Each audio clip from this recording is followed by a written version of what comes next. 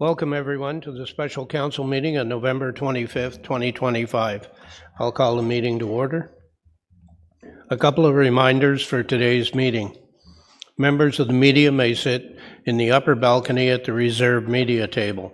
All other guests, please take a seat in the first floor gallery. We live stream the meeting on our YouTube channel, and the recording is available after the meeting. Because meetings are accessible to the public in all these ways, video or audio recording by members of the public is not permitted in council chambers. This is to ensure that all attendees and those who come to make a deputation feel at ease. Thank you for your cooperation.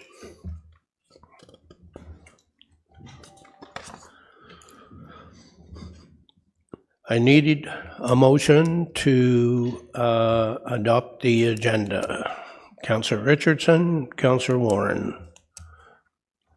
Any additions, deletions, questions? All in favor? All in favor? Thank you. Are there any disclosures of pecuniary interest on anything on today's agenda? Seeing none, should any arise during the course of the meeting, advise the chair and we'll deal with it accordingly. Item 4 is deputations. We have no deputations for today. And item 5 is correspondence, and we have no correspondence. So we'll move right into item 6, which is report CA 2025-009, and it is the mayor's proposed 2026 budget. So a few comments. We started this process back in the spring. Staff started the process, and the budget committee got involved in the midsummer, and it's been ongoing ever since. It's been a very challenging budget year. We had multiple snowstorms last year, which stretched our winter budgets. We had an ice storm in March, and the cleanup from that, the costs are known, but our recoup of those costs is still unknown. We, with all said and done in this budget and the challenges we gave to staff and to the budget committee, there is still unknowns of over $7 million. I want to thank staff for everything they've done. They worked hard.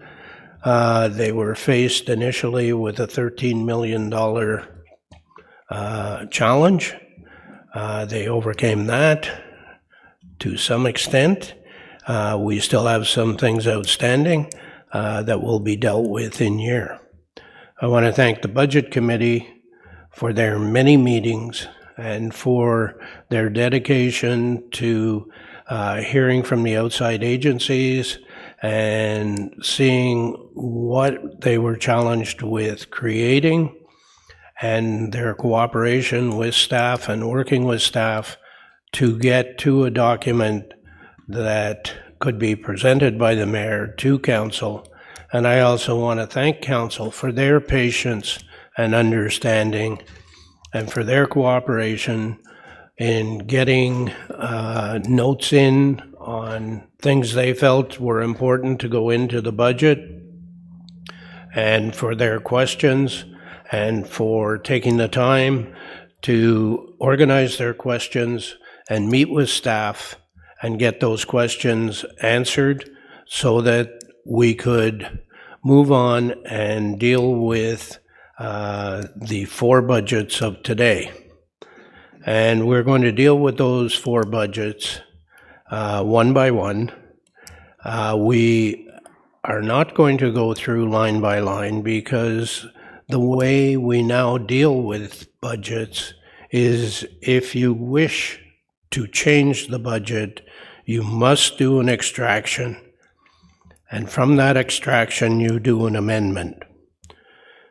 If you're doing an addition to the budget, you need to find a funding source.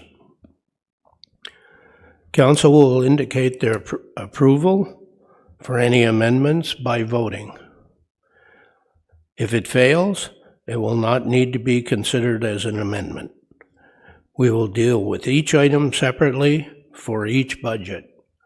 So we will try and be as efficient as possible as we go through the day, and lunch will be served upstairs at noontime, and we'll see whether we take a full hour or we only take half an hour or 45 minutes. Okay? It would be great if we can get through the full budget, all 4 budgets today, and come up with a document that we can move forward with. But if not, we have tomorrow afternoon set aside. I'm hoping that we will not need it. So having said that, I will turn it over to Ms. Bokaboom for introductory remarks, followed by Manager Found. Good morning. Thank you, Mr. Mayor. Thank you to all council and staff for arriving today at the deliberation of the 2026 budgets.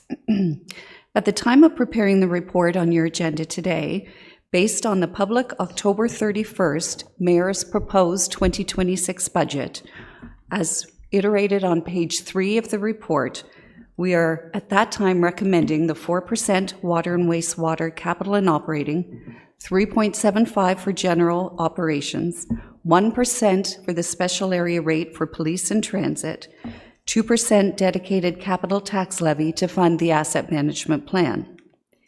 Included in that 2026 Mayor's proposed budget, as the Mayor has alluded to, was a $7 million yet to be determined savings, efficiency, and innovation line across the entire city.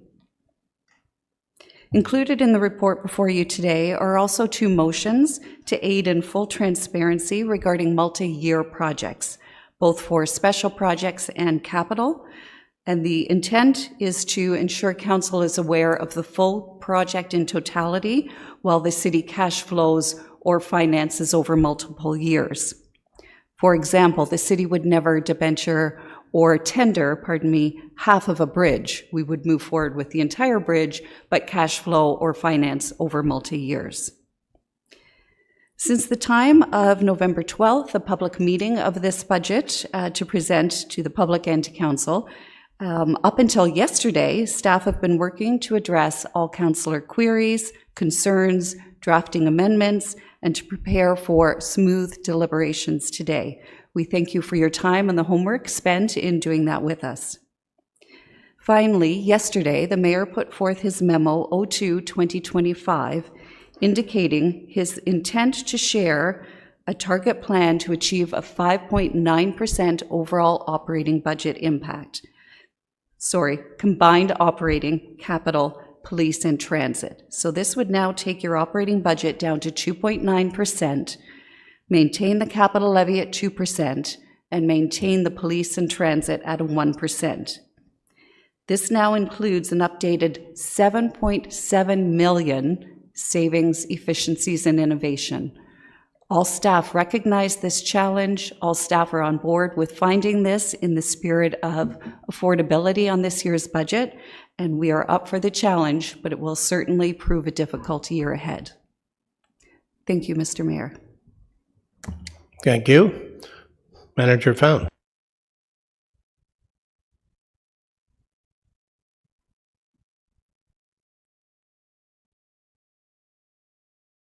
I pushed the wrong button.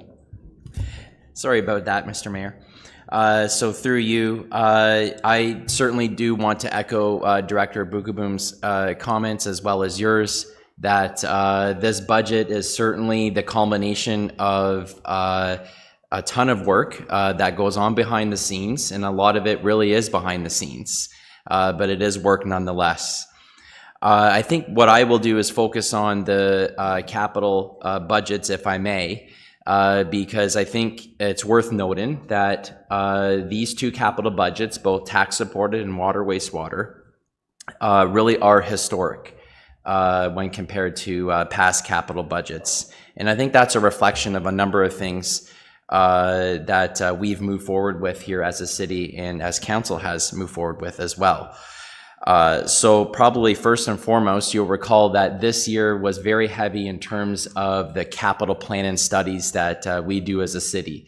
So we had an asset management plan, we had a water wastewater rate study, and we had a development charges study. All those studies have shaped these capital budgets, and I'm very happy that we have completed those studies and that this budget is now really the culmination of those efforts. For the tax-supported side, we see a total expenditure of almost $127 million. And so that is very much on par with this year's expenditure. And we know that this year's tax-supported capital budget was historic by a long stretch. And I want to emphasize for council, what this reflects is really a right sizing of our tax-supported capital budget to make sure it catches up on all of the tremendous capital cost inflation that we have experienced as a municipality. And that's not special to us, as I've mentioned on many occasions here with council. It also reflects our continuous improvement in terms of our asset management plan and as reflected in our asset management plans. So what that means is that on both state of good repair and growth-related sides of our capital budget, we are doing a much better job in terms of addressing the needs of our capital assets to ensure that we can provide the service levels that council or legislation has determined, and as well to ensure that we are prepared for and are facilitating and supporting the growth that our communities seek to have. And so I'm very happy to see the capital budget evolve the way that it has on the tax-supported side, but I'm also very happy to see it evolve on the water wastewater side as well. You'll see there for next year, the proposal is to have a total capital spend of about $46 million. That really is historic in this municipality. We've never had a water wastewater capital budget anywhere near that amount. And again, that's reflective of some of the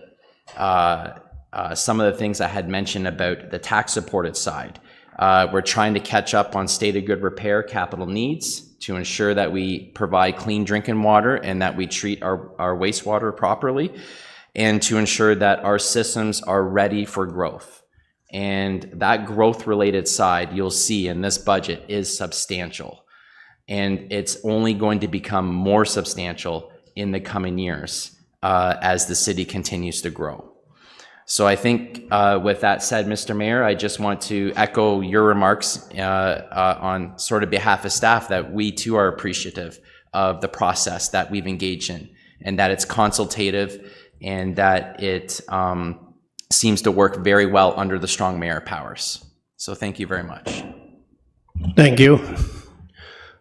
So we'll move on to report CA 2025-009, the mayor's proposed 2026 budget.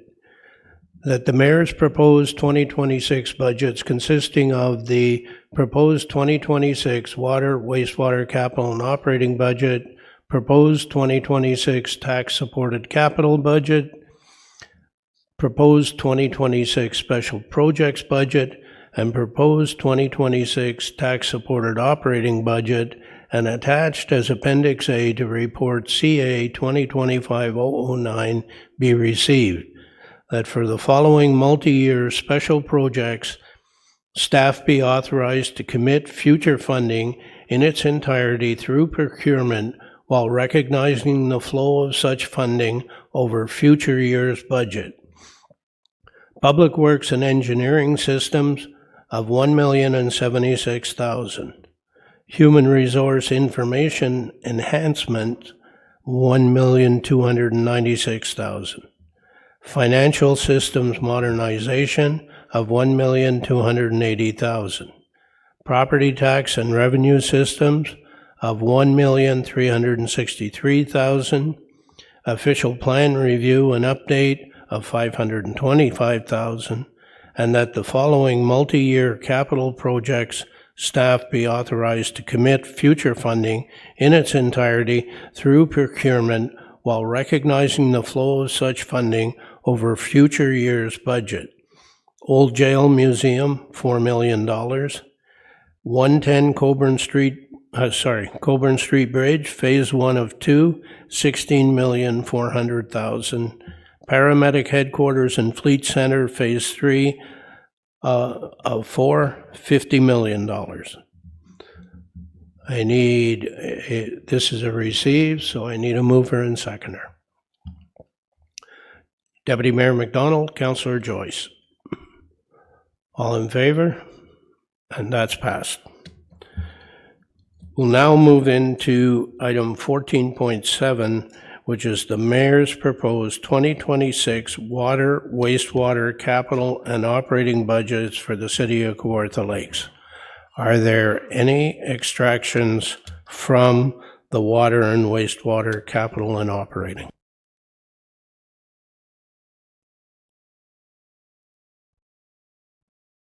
I'll ask a second time. Are there any extractions from the water, wastewater, capital, and operating budget? And a third and final time, are there any extractions from the water, wastewater, capital, and operating budget for the City of Kawartha Lakes? Seeing none,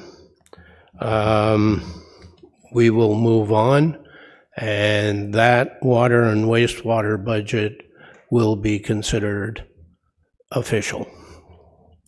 Gil?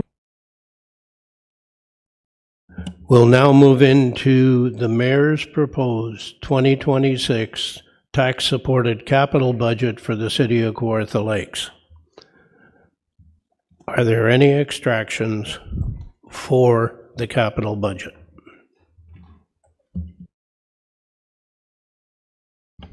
Councillor Perry.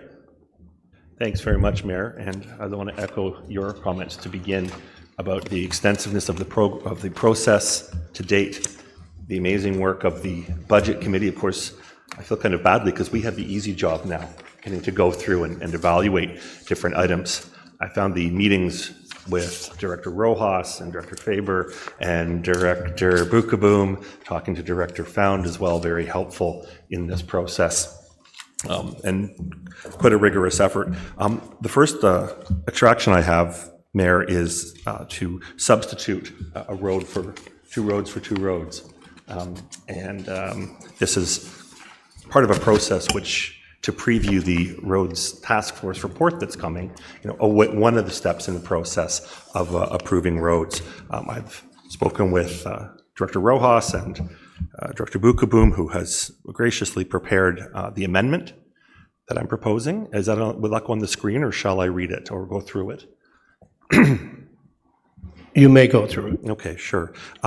For folks' reference, the project number is to be removed that I'm submitting is 983260524, which is Patterson Road, which is the amount of $123,000 for gravel resurfacing, and that money be returned to the capital budget, to the original source, and that design of the Cameron Road Bridge can be deferred at the amount of $150,000 going back to the capital, the original funds in the capital program of bridges and culverts. The second portion is to add a new project, that Rodeo Drive, from Balsam to Rodeo Drive, in the amount of $188,800 be included. And thank you to Mike Farquhar for the costing of these different roads. And there is a breakdown of where the funds will come from. A lot of that is returned money. And then a second, that Lake Breeze Drive from 35 to 1.56 kilometers east of Highway 35 in the amount of $357,000 for rural resurfacing be included. And that is from the returned capital management reserve, but also from $207,000 from capital contingency, which I've confirmed with Director Bukaboom is present and permissible. basically switching Patterson and the Cameron Road Bridge design for two roads in Ward 3 that have come to my attention for some time now, that being Lake Breeze Drive and Rodeo Drive. Thank you, Mayor. Thank you. Is there a seconder for that motion? Councillor Warren, did you wish to speak to it? Mr. Mayor, and I was just wondering, maybe it's a question to the councillor, are those projects, are they going to be in 2027 or 2028 that are being removed? Thanks very much. Lake Breeze Drive is scheduled for, I believe, 2029. I'd have to double check, but this is bumping up due to need and to resident concerns. And Patterson, my understanding is it would go back for consideration for possible work next year in the next year's budget for its gravel resurfacing. I've driven all of these roads, talked to residents from Rodeo and Lake Breeze, and I'm confident in this proposal being put forward for these roads. Thank you. Director Rojas, would you like to say anything about this proposal? Through you, Mr. Mayor, I believe the councillor has summarized correctly. There is an increase, a net increase, so once you deduct the two and include the other two, there is an increase in funds required that Councillor Perry has identified. The long-term financial forecast will be updated. So as Councillor Perry mentioned, Patterson Road that is going to be removed will then be deferred. So it's going to be not removed, it's going to be deferred from 2026 to 2027. Cameron Road Bridge design, which was originally planned for this year, will be deferred to 2027. The construction of the bridge was always planned in 2030, so that will remain unchanged. Rodeo Drive currently wasn't in our 5-year plan, so that would be an addition.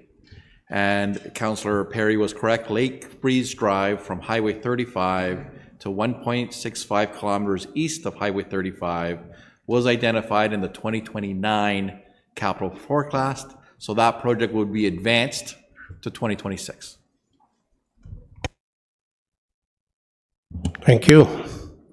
Ms. Bogaboom, would you like to speak to the funding? Thank you, Mr. Mayor. We did work with the councillor when we identified that funding proposed. We feel confident that the additional amount from the capital contingency uncommitted has sufficient resources in it to allow for this amendment, plus a few others you will see this morning. We have a benchmark to keep in the uncommitted capital reserve an amount of approximately $3 million, and these amendments before you today fall within the parameters of that guideline.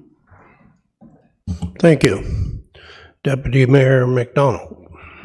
Thank you, through you. Just a couple of questions. When we defer these items, what's the chances of the cost being up? And like for the first one, we're going to defer the Patterson Road. It's estimated $123,000 today.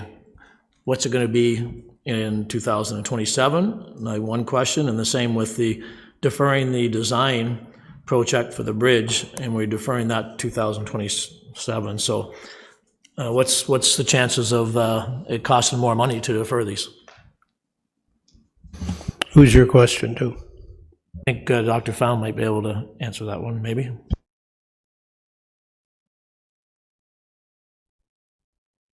I pressed the wrong button again. So through you, Mr. Mayor, so certainly the councillor's observation, I think, is correct in that our costs never go down. They always go up. And it's really just a question of by how much. And so what I can say is that in the long-term capital forecast, we've used a general forecasted inflation rate of about 3% for capital. So if you apply and compound that over the period of time in question, which I think is from 2026 to 2029, that'd be approximately a 10% increase if that forecast holds true. As you know, capital cost inflation has been a little erratic lately, and so we are trying our best to predict as best that we can. With that said, I think I can defer to Director Rojas to maybe supplement. Director Rojas, but also the 3% inflation would also apply if we didn't do those two roads this year, then they would get more expensive as we move along. So go ahead, Director. Through you, Mr. Mayor, I was going to comment exactly as you have done. So they are swapping. So Project B is later, Project A is now. You're swapping it. There is a difference in price. That difference in price, as Director Bookabum has mentioned, is coming from the non-committed capital contingency reserve that has enough funds to supplement that. And then you'll have your regular inflation anyways. So when we do our forecast, our 10-year or our long-term capital forecast, they're in today dollars. So even the 2030 estimate are in current dollars. So they would have to be indexed regardless. So there's really, yes, there is a cost of construction that increases, but that's common to all the projects there, not just the swapped projects. Thank you. You good, Deputy Mayor? Councillor Richardson. Thank you, and through you, Mr. Mayor. I just want double clarification. What is the overall net increase between the two that we're deferring to the two that we're putting into the table for this year? Director Bokaboom, do you have that figure?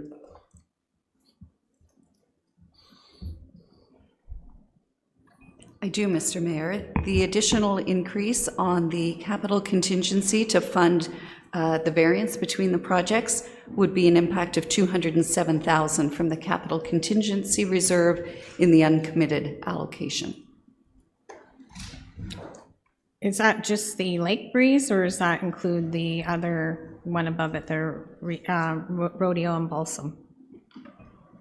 Through you, Mr. Mayor. Thank you, Councillor Richardson. You are on top of your math this morning. My apologies. The total amount between Lake Breeze and the additional road would be $272,272 from the capital contingency. Okay, and the only reason I'm asking this is because we see money coming out of the OSIF, we see money coming out of the asset management. So just looking at the base cost of doing these projects is significantly more than the two that we're deferring. And my concern is always when we do bump roads and we're looking at putting them in the 2027 projects, what roads are we going to be bumping in the future to make sure that those two roads get back in the 5-year plan? That's just a concern for me. I don't know if someone wants to, Director Rojas wants to tackle that one. Thank you, through you, Mr. Mayor. So the last paragraph of the memo has the impact to the long-term capital forecast. So as I mentioned, Lake Breeze gets accelerated from 2029 to 2026. The two that were bumped, so Patterson, which is a gravel road, would get deferred to 2027. So that gets inserted into the 27 capital forecast. There would be an increase of $123,000 for Patterson Road. That wasn't in our 2027 capital forecast. There would be Cameron Road Bridge design would get bumped to 2027. There would be an increase of $150,000 in the bridge component of the 2027 capital forecast.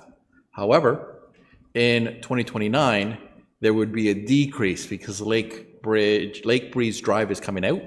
So in 2029, there would be a decrease of $357,000. So yes, year 2027, there would be 2 increases, respectively for the bridge portion and the gravel portion.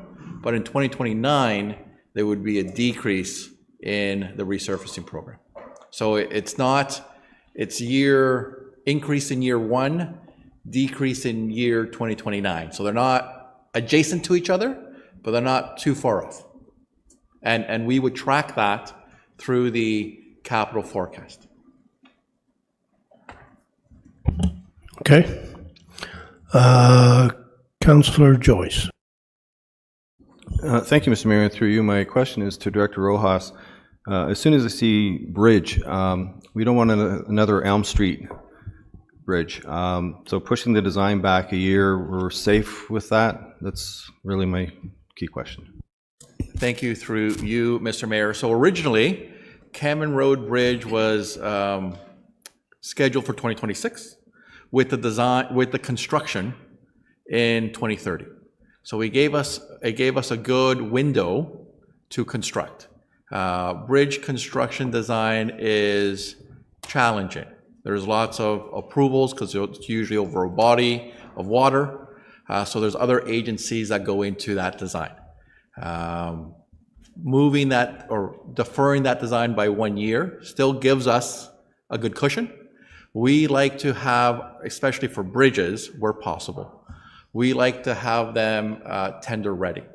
So we like to have the design and approvals well ahead of construction for 2 reasons. One is if some unforeseen happens, then we could quickly go to construction. The second reason is if there's a grant available. If there's a grant available for shelf-ready projects, we could hop on the grant and accelerate it. But again, using that 1 year of buffer, we're still okay, according to our inspection reports. So it's not a significant risk to do that. Okay, thank you. Thank you. Councillor Yeo, did you have something? You had your hand up before. Actually, Councillor Richardson asked my question about future deferrals, and I did have one other question for the councillor. I know he said he talked to the people on Rodeo Drive and stuff, and has he also talked to the people on the roads that aren't getting done? So it's just for my own curiosity. Councillor Perry. Yeah, thanks for that. I did go out to the Cameron Bridge, but had not had a chance to speak with the folks on Patterson. When I drove it, there were about a dozen residents on that strip, and it seemed in decent repair to be able to use other local priorities instead. Thank you. Councillor Perry, did you want to sum up? No, just thanks very much for the comments and the due consideration. Special thanks to the directors, whom we had very similar conversations. You know, I certainly feel comfortable in bringing this forward because of those exact conversations that we had around the contingency, around the deferral of the design and structure date, and especially around what I've been hearing in Ward 3. These are exclusively in Ward 3 being local priorities. And thank you for your consideration. So we have a mover and seconder for this motion. All in favor? And that passes.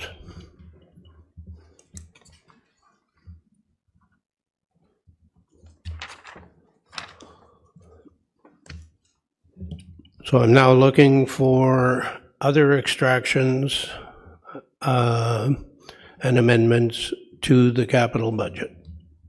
Councillor Ashmore. Thank you, Mr. Mayor. I have an amendment I work with staff to formulate. It's in your yellow folders. If I could read it out first, or okay, thanks. That 983-260-425 Kings Wharf Road from Sturgeon Lake Road to Pigeon Lake Road in the amount of $225,000 for state of good repair pulverization only be included in the 2026 capital budget program named 983-2604 rural resurfacing and funded through the capital contingency reserve. Long-term capital forecast implications: Kings Wharf Road from Heights Road and Elvins Lane was identified in the 2028 capital forecast for rural resurfacing and will remain in the 2028 capital forecast. The section of Kings Wharf Road from Alvin's Lane to Pigeon Lake Road was not in our long-term capital project forecast and will be added to the 2028 capital forecast for rural resurfacing. Pulverization of Kings Wharf Road from Sturgeon Lake Road to Pigeon Lake Road may reduce operational maintenance costs from the 2026-2027 calendar year. So I wanted to thank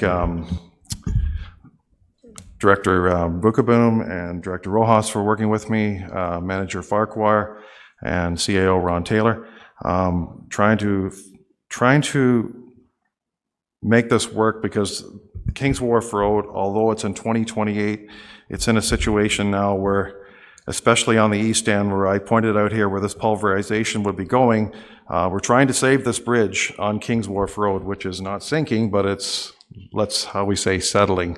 And abutments need to be made on each side of this bridge to stabilize it.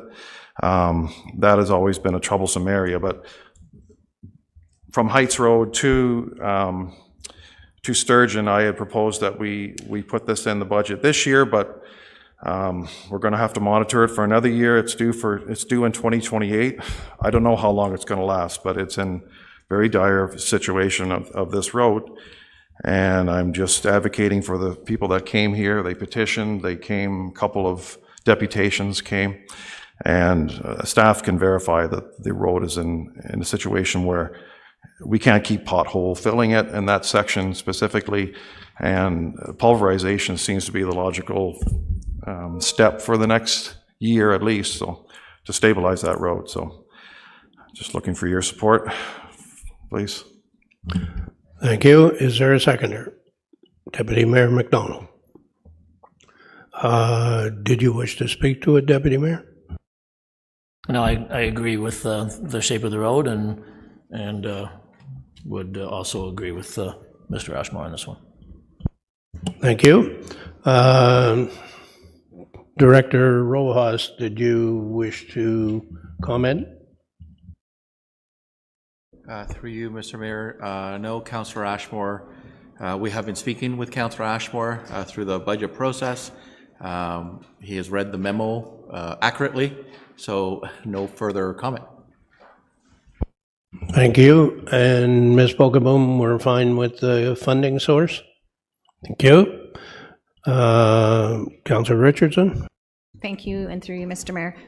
Maybe a quick question to Director Bukaboom. If we want to stay at that $3 million threshold in our contingency reserve, and I've noticed most of these amendments are through capital contingency, what is our current value that's sitting in that reserve?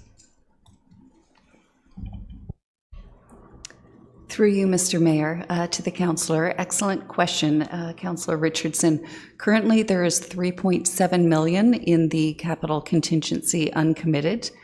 And so therefore, we were able to satisfy ourselves that adding these additional much-needed roads that the councillors have identified still leaves room to fund these and maintain that $3 million threshold in the capital budget.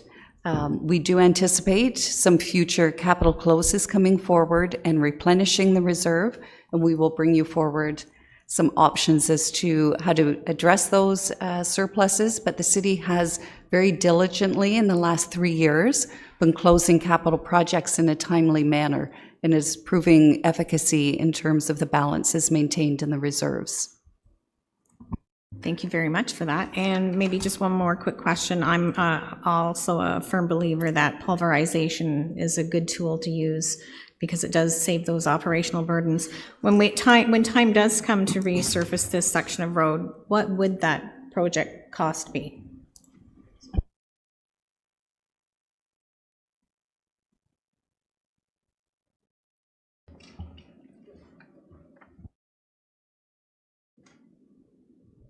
So through you, Mr. Mayor. So in our long-term financial forecast, I believe that project is 1.8 million. But if you give me a second, I could double check.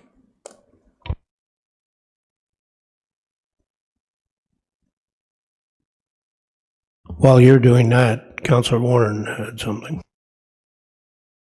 that was, through you, that was basically my question, and why couldn't we just move this up maybe to 2027 and just do the whole job?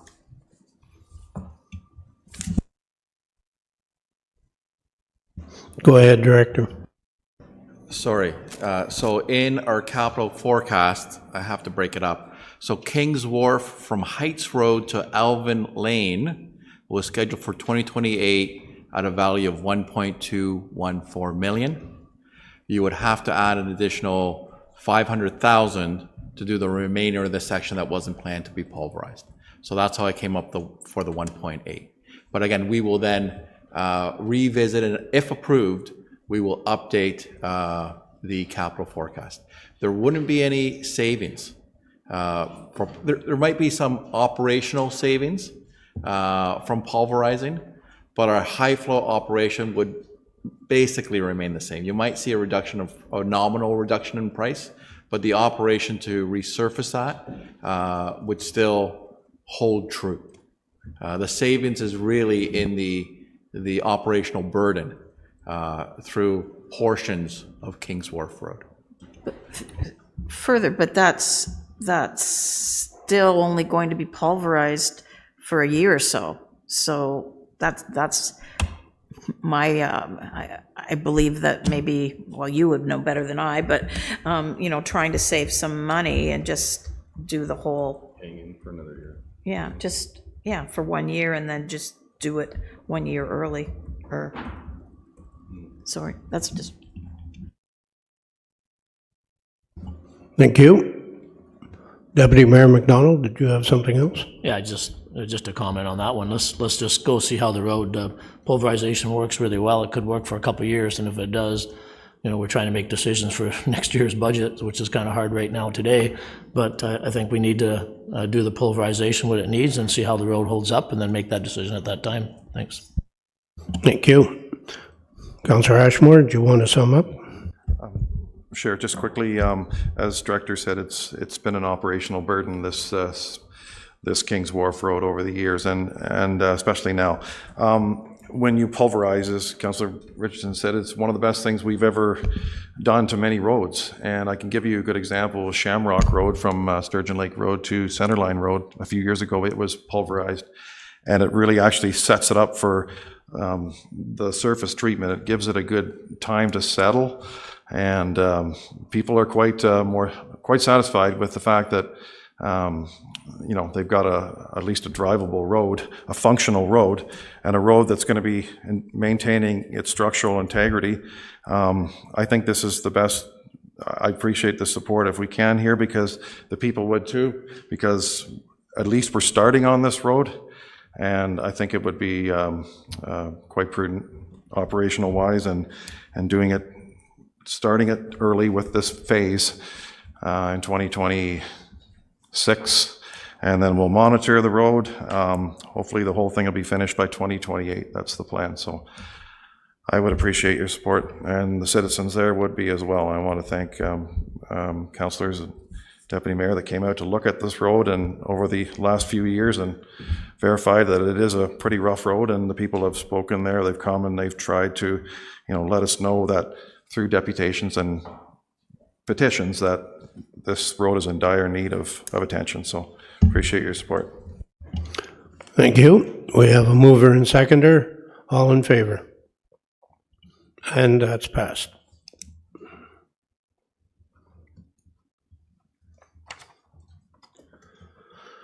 Looking for further extractions from the capital budget. Councillor Joyce. Thank you, Mr. Mayor. I do have an amendment here, removing a roads project and adding a new roads project. If I can get a seconder to speak to this. Councillor Perry. Thank you. It's the amendment is removing Taylor's Road from Skyline to Highway 7, the amount of $244,000 rural resurfacing, adding Brunnan Avenue from the north end to the south end, adding Robin Glade Avenue, Running Ave to the south end, both in its entirety, and Riverview Road in its entirety from Brennan Ave to East End. I added this, so actually Director Rojas can speak to this. I added Riverview Road because engineering likes to group these little subdivision roads together and do them all at once. It's Brennan Avenue and Robin Glade that are in dire need, and if we remove Riverview, it's a wash. By adding Riverview to meet engineering preferences, it does mean a $29,000 extra spend that will come out of the capital contingency reserve. So I'm okay either way. So as long as we get Robin Glade and Brennan Avenue, that's my key concern. I have roughly 60 residents that live in this small clutch of community on the Lake Scugog. I have not spoken to them, but based on their many emails and phone calls, they'll be thrilled to have their roads done. They are the worst roads I have in Ward 4. I did speak with the one, it's a company actually on Taylor's Road. There's only one entrance on this section of road that we're pulling away. Spoke to the general manager, and he actually expressed surprise that Taylor's Road was being scheduled to be resurfaced in 2026, and he is perfectly fine, as I am, to push it back 1 year. Thank you. Councillor Perry, do you wish to speak to it? No, thank you. I think Councillor Joyce did a great job. Thank you. Director Rojas? Thank you, through you, Mr. Mayor. So I agree with everything the councillor said. A good note is that all three roads, Brennan, Robin Gale, and Riverview, were identified in the 2027 capital forecast. So they're a year advanced, and then Taylor Road would just be deferred to 2027. So it's a nice swap. Those three roads were on deck anyways to be discussed, and he's absolutely correct. We like to bundle roads together. Those three roads are right beside each other. So for efficiencies and for pricing, it's best to do them all at the same time. One additional note, Brennan Road is a boundary road. We share that road with the township of Scugog. So it's a 50-cent dollars, that one, and that's been embedded in the math. So we would just have to, if approved, we would have to formally notify Scugog Township that we've advanced this road to 2026, and in accordance with our boundary road agreement, they have a year to pay. So technically, they don't have to pay until 2027. We would just carry that, but typically, if we tell them in time, the adjacent municipality then puts them in the current year budget, right? But they do have the option to put it in the next year's budget, just the way the boundary road agreement is structured. So it's really their option. But again, it's either a in-year revenue or a deferred revenue. Either way, we would still get that revenue, so that shouldn't impact the decision of council. Ms. Pokeball, funding source, and if you could tell us what the increased cost is. Thank you, Mr. Mayor. We are okay with the motion. We wrote it with the councillor during some sessions last week. The increased cost is minimal in this regard at the $29,000 of capital contingency between moving the revenue sources from the removal of Taylor's Road and with the bonus of Brunin Avenue being a boundary road that gave us 50-cent dollars, as Director Rojas mentioned. So we're moving OSA from one project to another and need the amount of $29,000 from the capital contingency reserve. And again, when making these recommendations, we did look overall to the withdrawal from the capital contingency, and staff are confident we have the ability to do that for this motion as well. Thank you. Councillor Joyce, do you want to sub? Yes, Mr. Mayor, thank you. I wish to thank Director Rojas and Director Bukaboom for helping prepare this this amendment. Appreciate the assistance very much. Okay. We have a mover and seconder. All in favor? And that passes.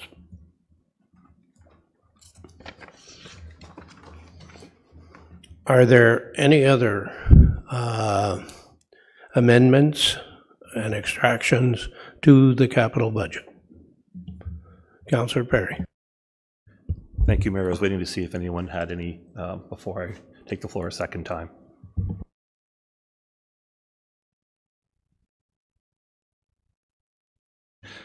Thank you, Mayor. And I have a few suggested for consideration to try to reduce the tax levy in these times where affordability and cost of living is very much rising. I want to commend you, Mayor, for your memo yesterday to the 2.9% increase. That was great. I'm wondering if there are some costs we could consider to perhaps save some more.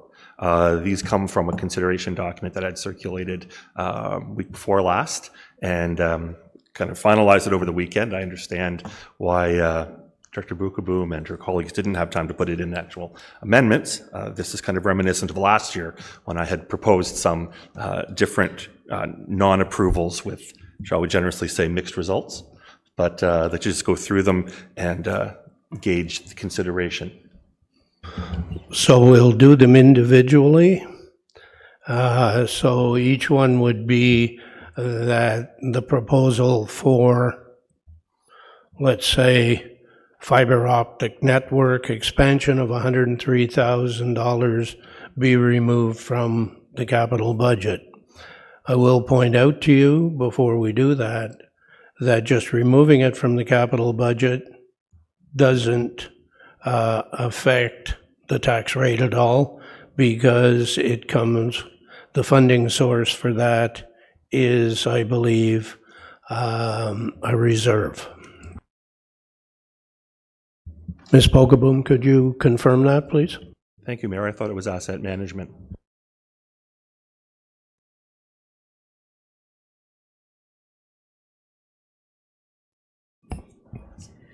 Through you, Mr. Mayor, I can confirm that the funding for said project for the fiber optic network expansion is the asset management reserve. So the money would simply return to that reserve and there would be no impact on the operating budget.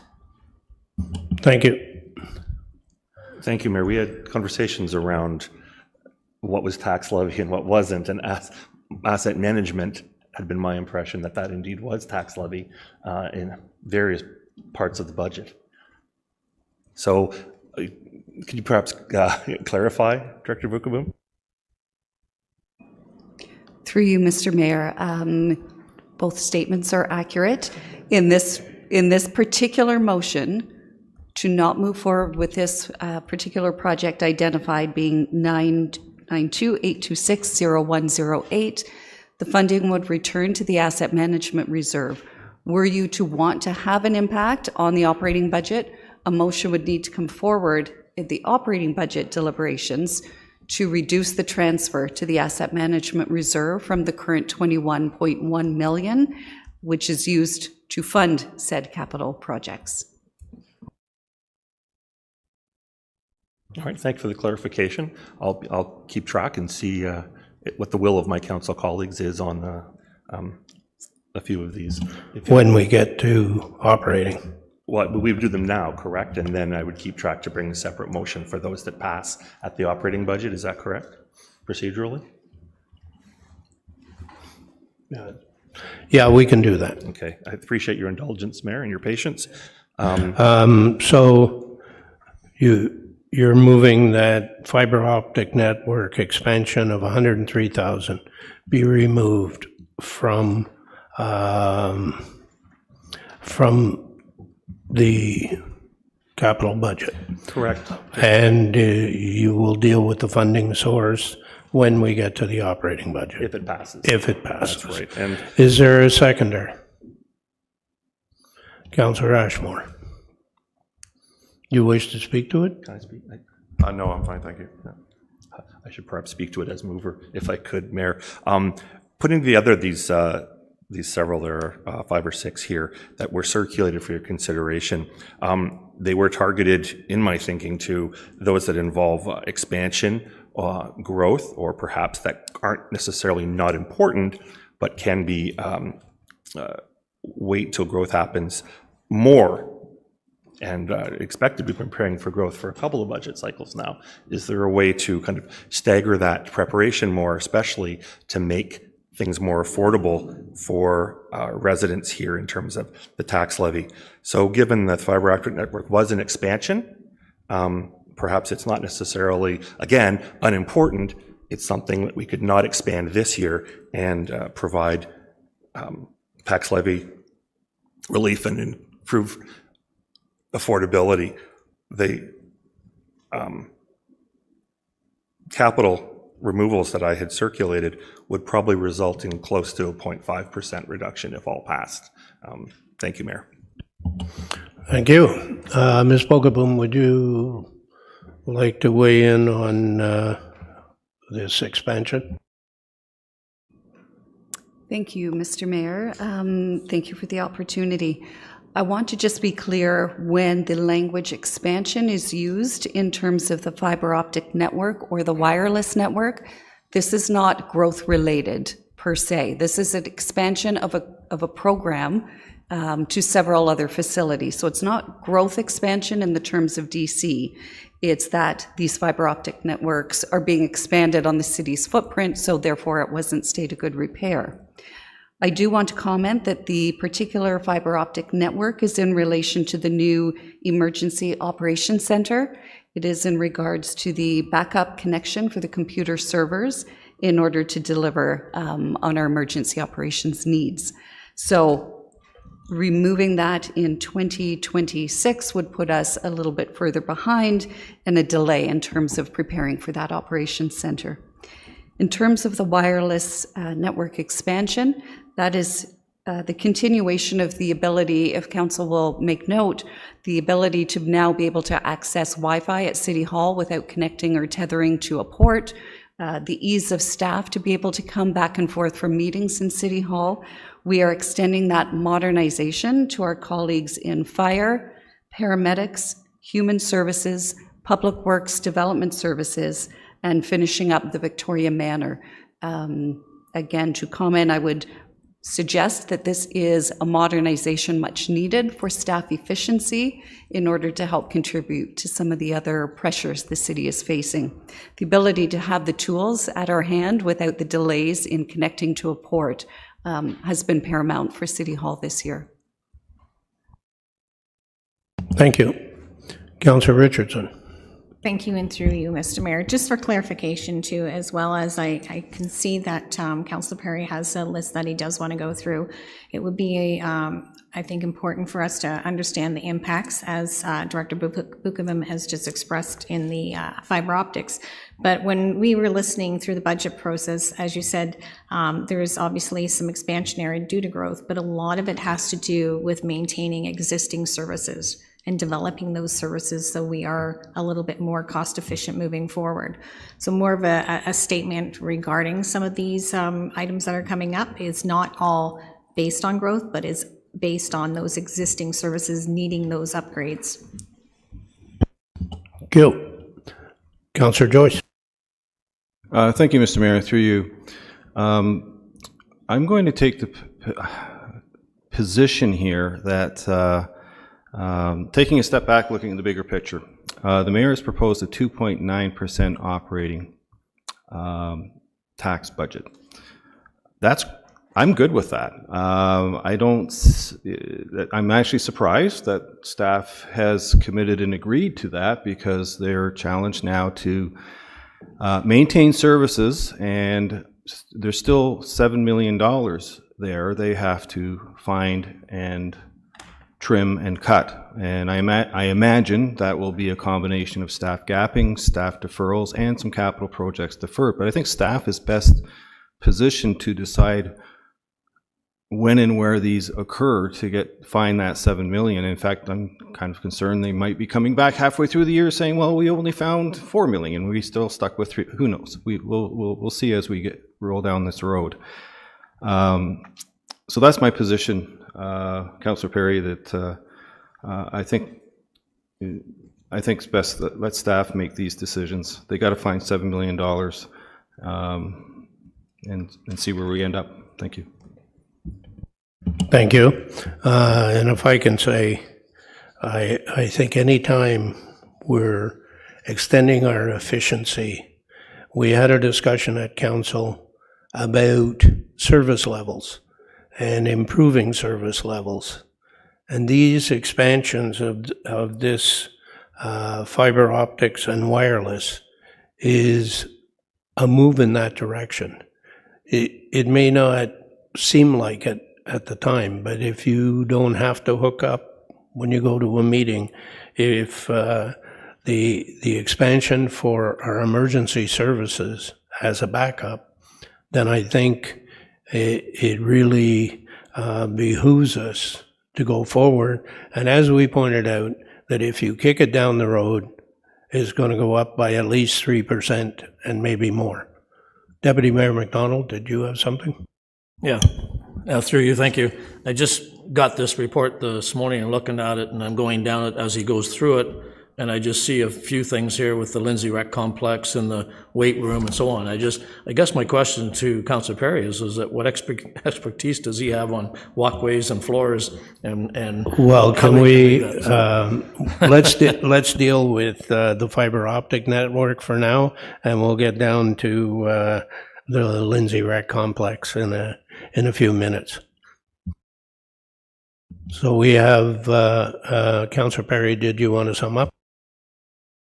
Sure, just very briefly, I appreciate the comments and the context. For the fiber optic network, it was stressed that this is not current, that it's for the new EMS center that will be coming in a few years. And the expansion really was for Wi-Fi here at City Hall. Again, not submitting that these are not good and worthwhile needs. It's about, to me, affordability. And I think Councillor Joyce is spot on. Staff bring an incredible expertise to both the substance and the timing. I find that our job as councillors is then to bring in the people piece or the constituent piece, and affordability out there is a message that I've been hearing loud and clear. And so with that, I would look for support to be able to, again, get that 2.9%, which is a good number, down a little more, and see what we can do with these costs. Thank you, Mayor. So the motion is to remove fiber optic network for $103,000 from the capital budget. All in favor? And that fails. Your next one would be the wireless network expansion, and Correct. I think we dealt with those together during our most recent debate, so I have nothing to speak to. do you have a seconder for that, or? Looking. Councillor Ashmore. Do you wish to speak to it? Councillor Ashmore? No, I'm fine, thanks. Councillor Perry can Thank you. do that. We heard from Ms. Bokaboom on the necessity for the wireless network. All in favor? And that fails. The next one is EMS Training Center, Landscape and Parking for $100,000. Councillor Perry? Thank you. And just in a similar way, these items were put together when I circulated this proposal a while back to have a cumulative impact, to be able to add up to, in this case, just over 0.5% in increased savings on the tax levy. The landscaping and parking, again, if we're looking to reduce some costs and make things more affordable. I also looked at the Bank of Canada projections and the major bank projections in terms of cost of living stabilizing for the next later in 2026 and in 2027. So that informed my thinking of why perhaps these costs would be more affordable to people in the next year or two. I did drive out to the training center. I've been there several times. I'm not an expert in parking lot repair or in gym floors. However, to the naked layperson eye, it seemed like a project that could save $100,000 this budget cycle. Councillor Ashmore, do you wish to speak to it? Not too much, just echoing what Councillor Perry had said, and I've been to as like all of us have been to that training center. It's an excellent training center, but this is something that could be put off for at least another year or so, and we can get away with what we have right now. We just have to. I think it's worthy of just looking at it and discussing it. There's nothing wrong with, in my opinion, doing it line by line. I know we're not doing it line by line, but it's certainly worthy of discussion. So appreciate your support. Thank you. Chief Jones, is this your EMS training center or Director Johnson? Thank you, Mr. Mayor. This particular project is really to extend the life of the current parking lot. The most recent facility condition assessment for that property, which is at 710 Cameron Road, indicates that by 2029, that original parking lot will need to be redeveloped. So this really, the $100,000 goes to extend the life cycle to that 2029 period. Any thoughts on what replacing the whole parking lot would be? That figure has not been identified at this particular time. Any guesses? I would say probably between $350,000 and $400,000. Thank you. Councillor Joyce? Thank you, Mr. Mayor. Through you, yeah, this might be a good capital project to defer. I don't know, but again, I'm going to leave that for staff to make a decision. But I do have a question. This EMS training center, I have not been to it. Is it being repurposed for another department later? Is that why we're keeping this maintained and making this investment? Because we're going to have the training center, my understanding for EMS, will be all in the new headquarters. Director? I'll take it on behalf of the three of us. So thank you, Mr. Mayor, through you.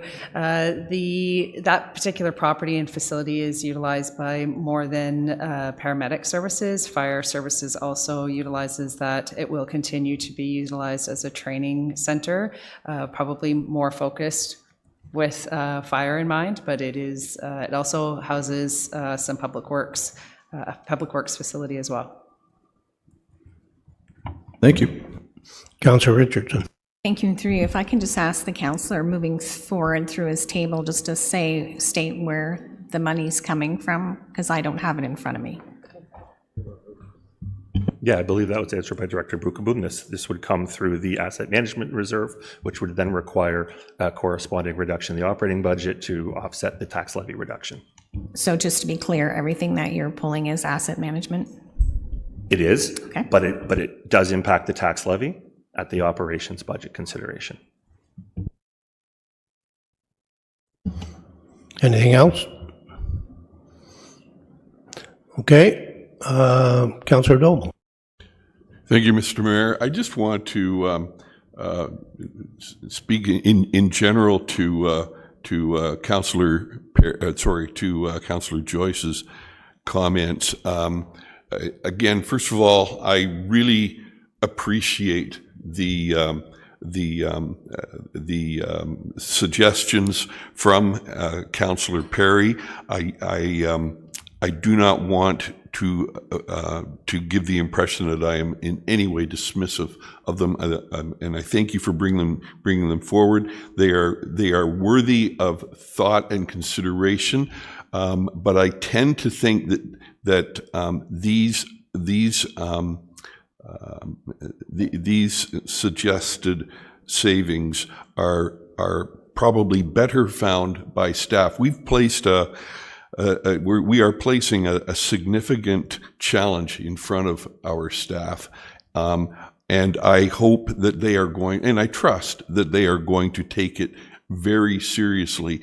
And to that extent, those suggestions that you are bringing forward, I think it's appropriate for them to give them very serious consideration as they go through the coming year, trying to find those savings. My sense is this item, for example, that's a decision. I'm happy to leave that decision with staff, but at the same time, I appreciate very much you bringing it forward. Thank you. Do you wish to sum up?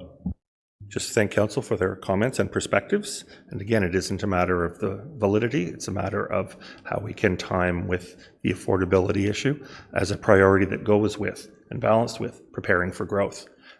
And if we can get that 2.9% down a little more, that's what I wanted to bring forward today. Thank you. All in favor? And that fails. Next, we have Emily Forest Tract and Rest Area, growth related, 243,820. Thanks very much, Mayor.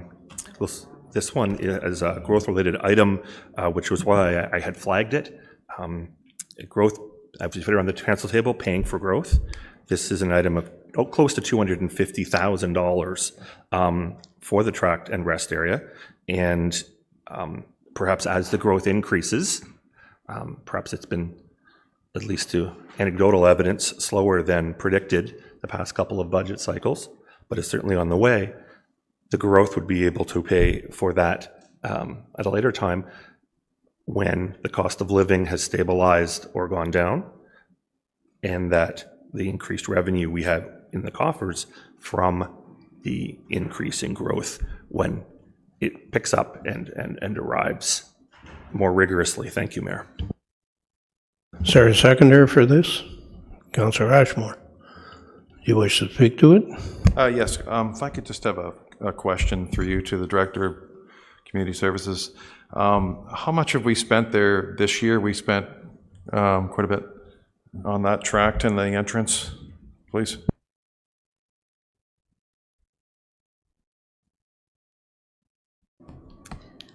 There was a capital budget approved in the 2025 program, and I'm just trying to locate the amount at this time, but if you give me a second, I will do that. But you are correct, there has been some work that has been done on that property in 2025. This would conclude that kind of phasing of the work within the Emily Forest Tract, but I can look within the 2025 budget and get that number for you.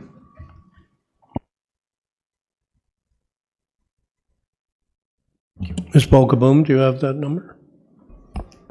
Thank you, Mr. Mayor. I do not have the number at my fingertips. I'll wait for Director Johnson. I did just want to comment, though, that this would be removing the project in its entirety for the gross amount of $334,000, because the DC component at 27% would not be eligible if we were to remove the city's portion. So just confirming that the project in its entirety would be removed. Thank you. The amount for the 2025 project was $333,000.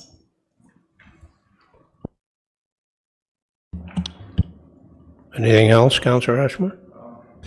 Yeah, I just even though it's in my ward, I feel that we spent this great amount of money, and we've certainly improved it. I was by it there the other day, and it's really improved the entrance.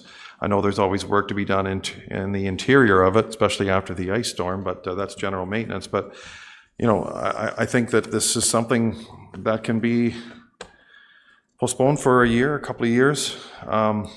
We have made we have invested in it, hundreds of thousands of dollars, over $300,000, and I think for this year, as Councillor Perry had mentioned, the affordability factor, it does add up, and it does show that, we have committed and we have invested in this facility, but a lot of other places haven't had that. And I think we should be fortunate. I feel fortunate that we did have that investment. So I'm okay with this coming under consideration here, the motion. Councillor Richardson. Thank you, and through you, Mr. Mayor. To the Director, this expansion is also, it's in your framework when you look at your master plans as well, am I correct?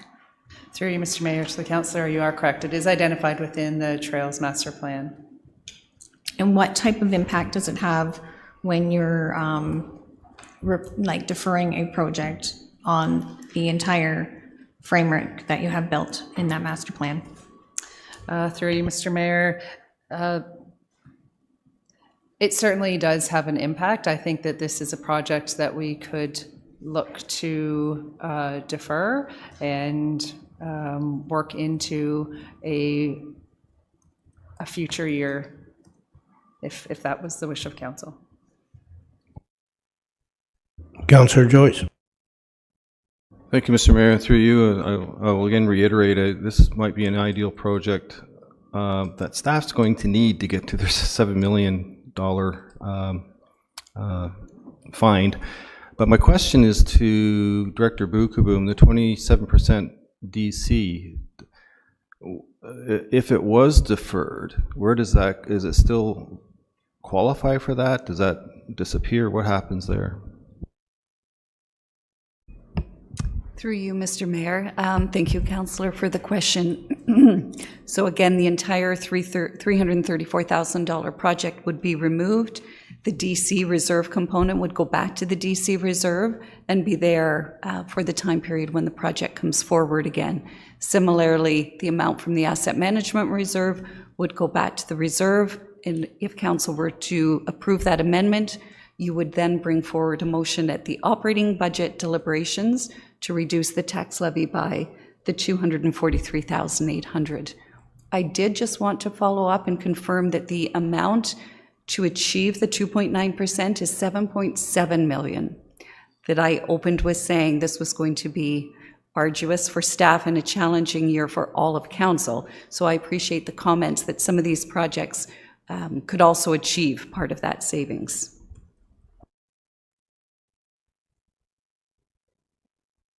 So anything council approves here now will make it even more challenging for you to meet the 7.7 million.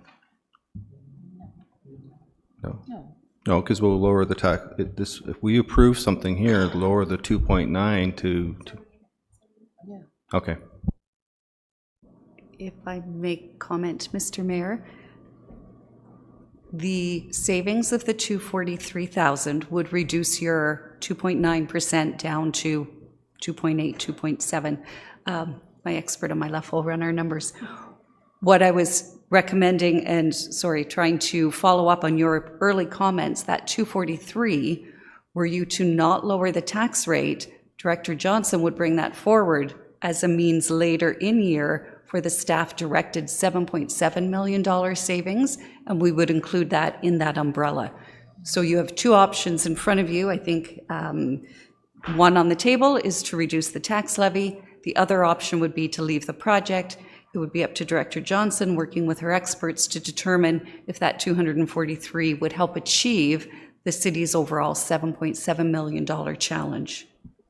Does that provide clarity? Thank you, Councillor Perry. I'll get you on okay. Deputy Mayor McDonald. Yeah, thank you.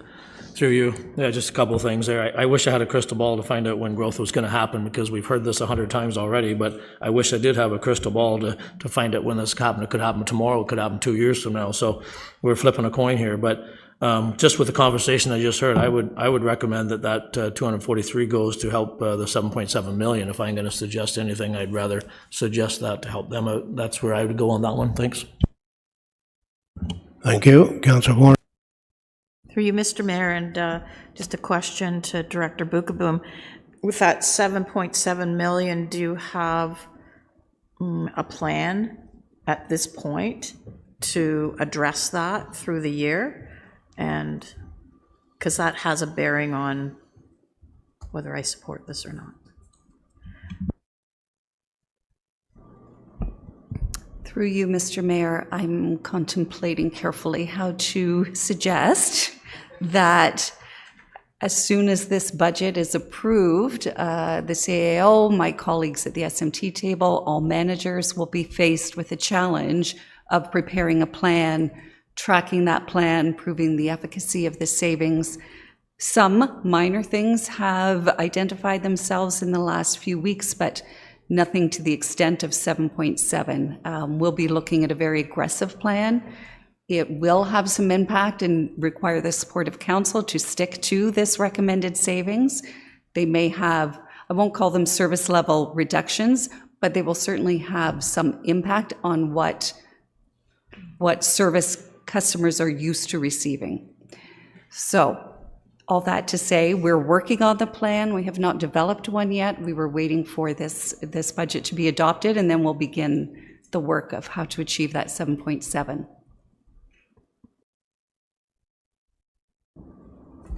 Yes, and it's up to them, but to staff to find that. But that's part of this process too. And I'm just, I guess, would it be more operating that you're looking at than capital? And I guess my question can happen when we get to operating. So I've got some comments still. Okay, thank you. CAO.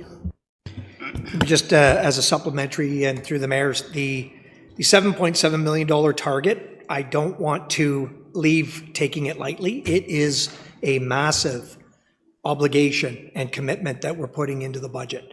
It represents 5% of the total operating that we're going to have to find in year. We've done some preliminary work on some pathways, but it's going to touch all areas of the operating budget almost entirely. Some may be on capital, like we're talking about today, but honestly, almost entirely in that operating budget. We've started on a pathway in 2025 to deal with the storm hit. And so it's establishing a pathway not just for next year, but already in-year savings to accommodate that. And again, we're going to be touching every area. Certainly appreciate the conversations with all of you individually leading into this, because I suspect all of those items that you brought forward in the conversations are going to be on the table next year. And so the reluctance, or maybe the nervousness, is we're targeting a 5.9% sort of total budget in year, and everything we do to reduce that further just makes that 7.7 million target in our mind extremely challenging. Sure, I won't say impossible to find, but it is going to be a tough year. And we're going to be coming back to you regularly to touch in on some of those things, especially where, as the director had said, our goal is to try to maintain base service level, but where it seems to be creeping or we're tightening up or reducing a service level, we're going to have a conversation. And it's going to be one that's not just staff-driven, it's council-driven through 2026. And thank you for that, through the mayor. I guess when we get to operating, as I said before, that's when the rubber hits the road, and not to diminish the level of service, but when we look in the book, you look at hours spent, and I did bring this up to staff on Friday, that you see not extra hours in different areas, but all of a sudden there are 4 people being hired, but you don't see the actual time and service levels. Anyway, it's something that I will bring up when we're talking operating. Councillor Noble. Thank you, Mr. Mayor, and through you to CAO Taylor, just so that I can understand this. In reality, you've been charged with finding $7.7 million in savings. In reality, you're probably going to have to find more than that, because we're not going to agree with all of your suggestions.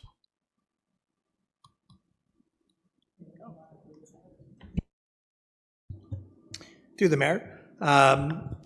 Sure, I would agree. Having said that, once the budget is passed, there will be areas that, as long as service levels are maintained or at that sort of minimum level, they would be administration decisions to be made.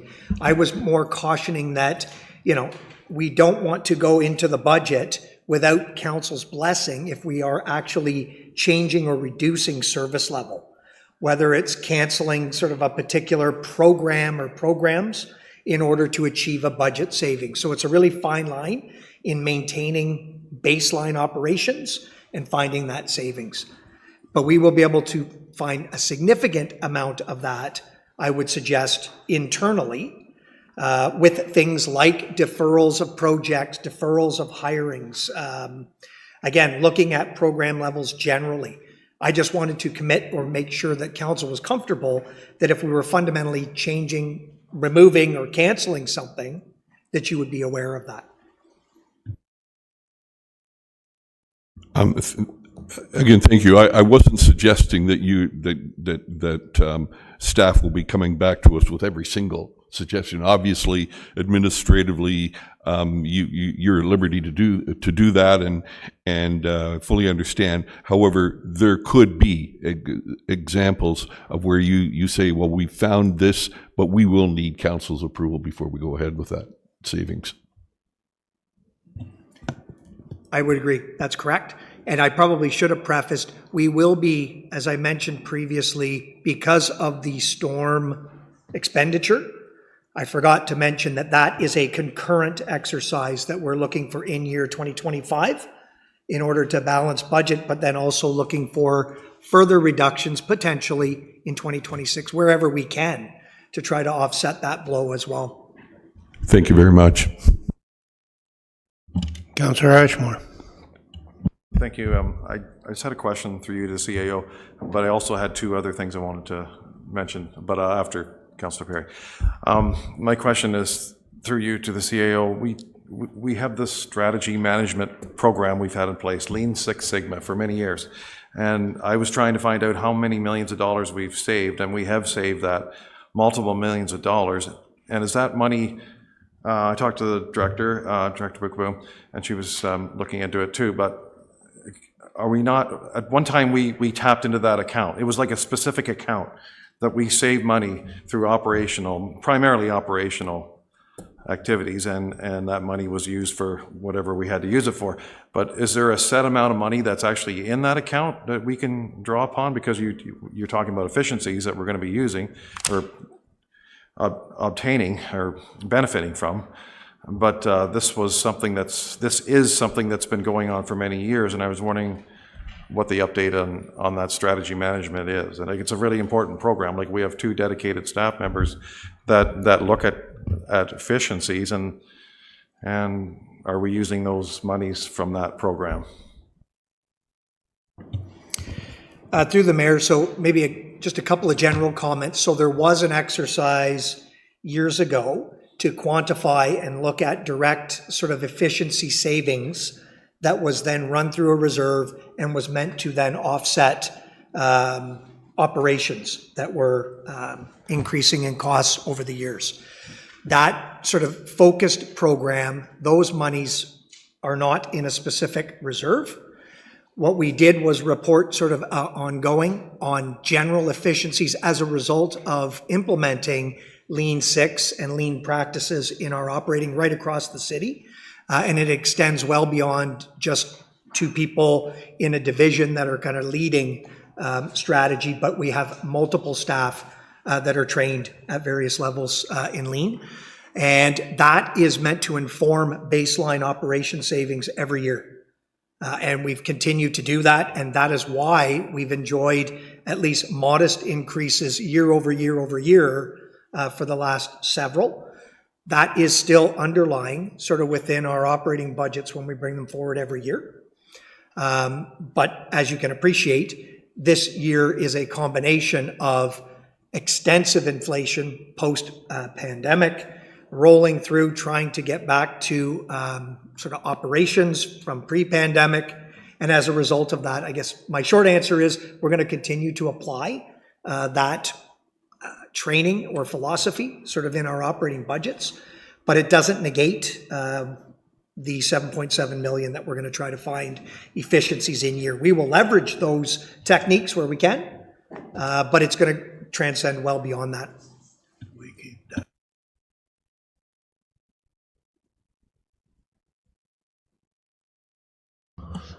Want to sum up?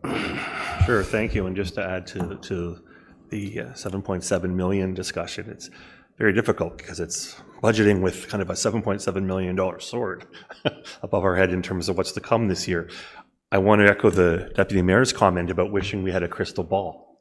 All right, we're not sure. I appreciate it certainly could be a tough year, as you say, CAO. There could be more growth, more revenue.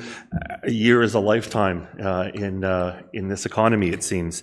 And just to return to the item at hand, this one is in the budget bracketed as growth related. So for growth, paying for growth. On the comments of Director Johnson, thank you, and the ward councillor, I would propose that this one be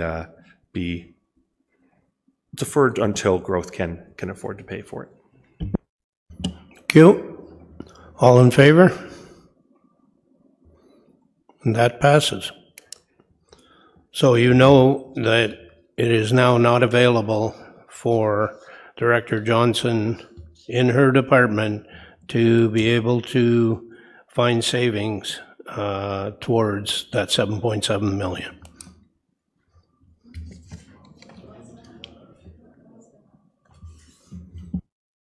Because you're removing it from the budget.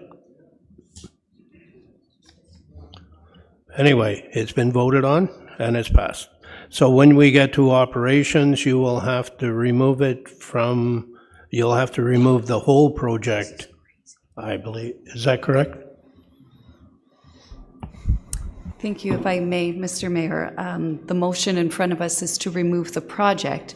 When we come to the operating budget deliberations, the motion would still need to come forward to either A, reduce the operating budget by the 243, or B, identify that those savings will go towards the 7.7 million general sword, as the councillor so eloquently put it. Okay, thank you.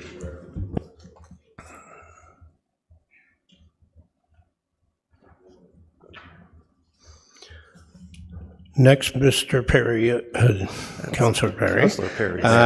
You have the Lindsay Rec Complex walkways. I do, and I just can't help but notice it looks like we're budgeting two processes here, the 7.7 million and the annual budget. But here we are, and in the interest of where I see this, I'll combine these two. That we not approve the Lindsay Rec Complex walkways or weight room floor for a savings of $213,000 together. I would just, again, submit that when we're looking at the affordability, that the walkways, again, I'm not an expert, but having my kids there for swim team, having gone out to the premises and looked at the weight room floor, there were, it was scruffy, but there certainly weren't any noticeable hazards, in my layperson's opinion. The ceiling around the edges was all fine, and I just put this forward for consideration and advocate that this could be an additional savings for $213,000 to help get to as much savings as possible on that 2.9% tax levy. Thank you. Is there a seconder? For discussion. Councillor Ashmore. Do you wish to speak to it? No, I'm fine, thanks. I had another extraction to do with similar to that, so I'm just, for discussion. Yeah, we're going to deal with That's fine. Councillor Perry's, and then if you Sure. have them, we'll come to you. Director, would you like to comment on these two projects? Yes, thank you, Mr. Mayor. So maybe I'll just point out first that the amount for the Lindsay Recreation Complex walkways is $105,000 in the request. So there will be a little bit of a difference for the savings that Councillor Perry has identified.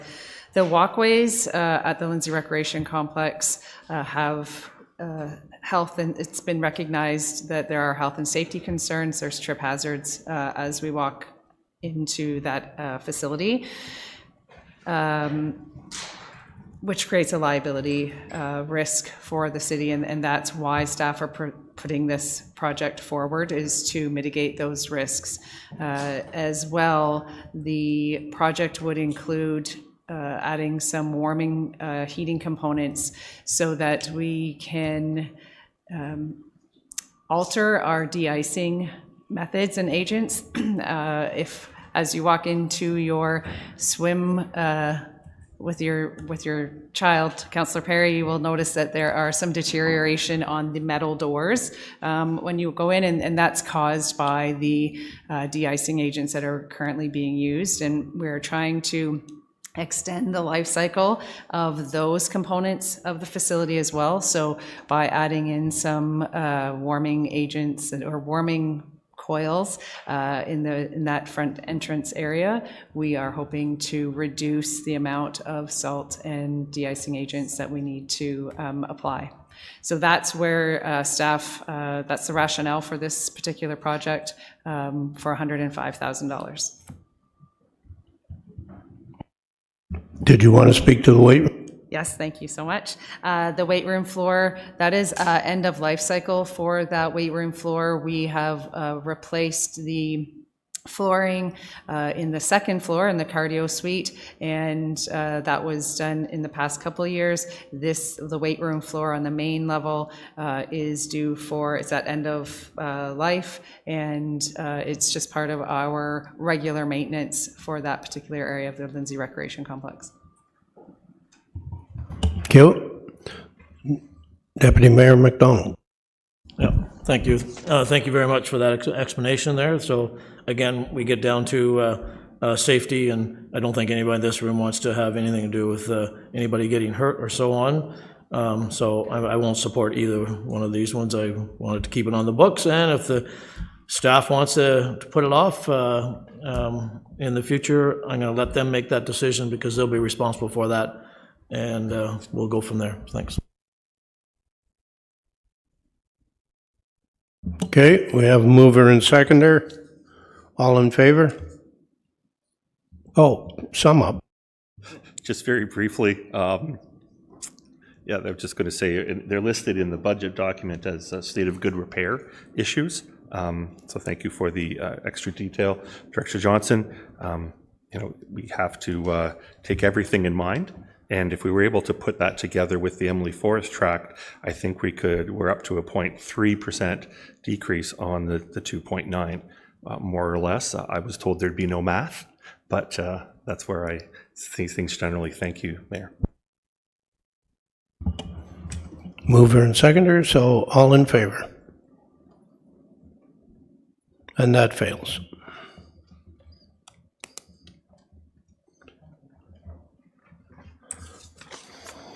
Next, we have 25th Amalgamation Commemoration. Oh, sorry, that's special projects.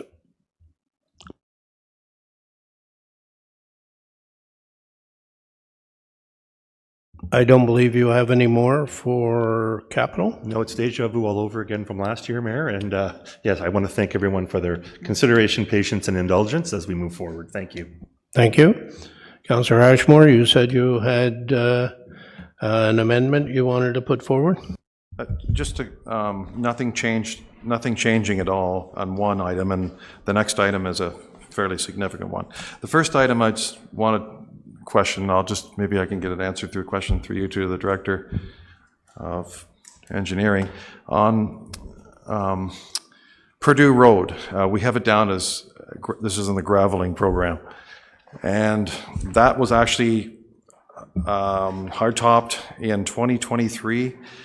I don't want to take it out of it, but could that, we're not putting gravel on top of an already completed road, like a tar and chip road. I noticed this, and I brought this to the attention of Manager Farquhar, and he said, yeah, there was a slight error in that. But that money, those monies, 19,000, could that be used as a sealant or towards sealing that road? Because that would be, we're not asking for more, we're not taking anything out or putting anything back in, but could we leave that 19,000 in, and that could be applied towards sealing that Purdue Road? Because it can't be gravelled again because it's already been done. just wanted your thoughts, please. Director? Through you, Mr. Mayor. So on page 280, we've identified Purdue Road from Pigeon Lake Road to Pigeon Lake Road in the amount of $19,000. I would have to investigate. So sorry, you're saying that Manager Farquhar said that was an error and it didn't have to be in there? That's right, yeah. It was not to be gravel because we've already, this was already done 2 years ago. And it's not a gravel road anymore. It was one of those low-volume roads that we converted when we had that program up until, I think it was 3 years ago, we discontinued that program. But that was one of those roads that we used. And this was the candidate for it in this situation here. So it's not a gravel road anymore. It's actually a sealed road. For you, Mr. Mayor, I would need some time to research that. Maybe we could come back after the break or after special projects. I'll have that answer for you. Thank you. You fine with that? Oh, yeah, that's good, thanks, yeah. What's your second one? Okay, this was to do with the special projects I had wanted to mention. So if I could bring that up. Not special projects, but it's in the capital budget. Capital budget? Yeah. So this is, I wanted to speak to council, or I'm not sure who to direct it to, but this is $6.7 million project for the Emily Omimi Community Center, and it's for state of good repair, lobby and dressing room renovations and addition.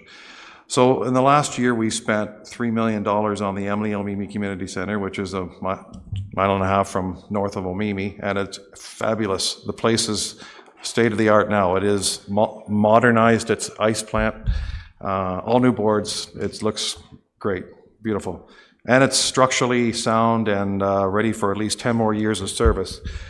So I'm looking at this here, and you know, none of the Coyotes, the Kawartha Coyotes have never approached me saying that, or any of the other groups, the figure skating clubs, any of the other clubs or the users have said, why do we need to add on to this community center? Because we might be building a new community center in Omimi itself in the next 10 to 15 years. The whole idea of this renovation last year, the $3 million renovation, was to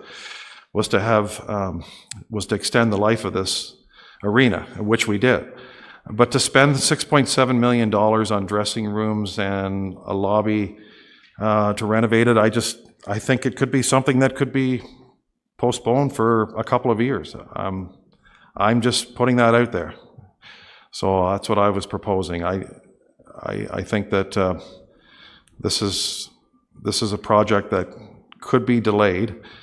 We did the most important part of it, was we renovated that ice plant. We didn't renovate it, we totally replaced it. And I just think that here's a savings here of close to $7 million that we could be looking at. I know it's dependent on some grants and whatnot, but maybe my question would be through yourself, Mr. Mayor, to the Director of Corporate Services. How would this impact if we postponed it for like 2 years?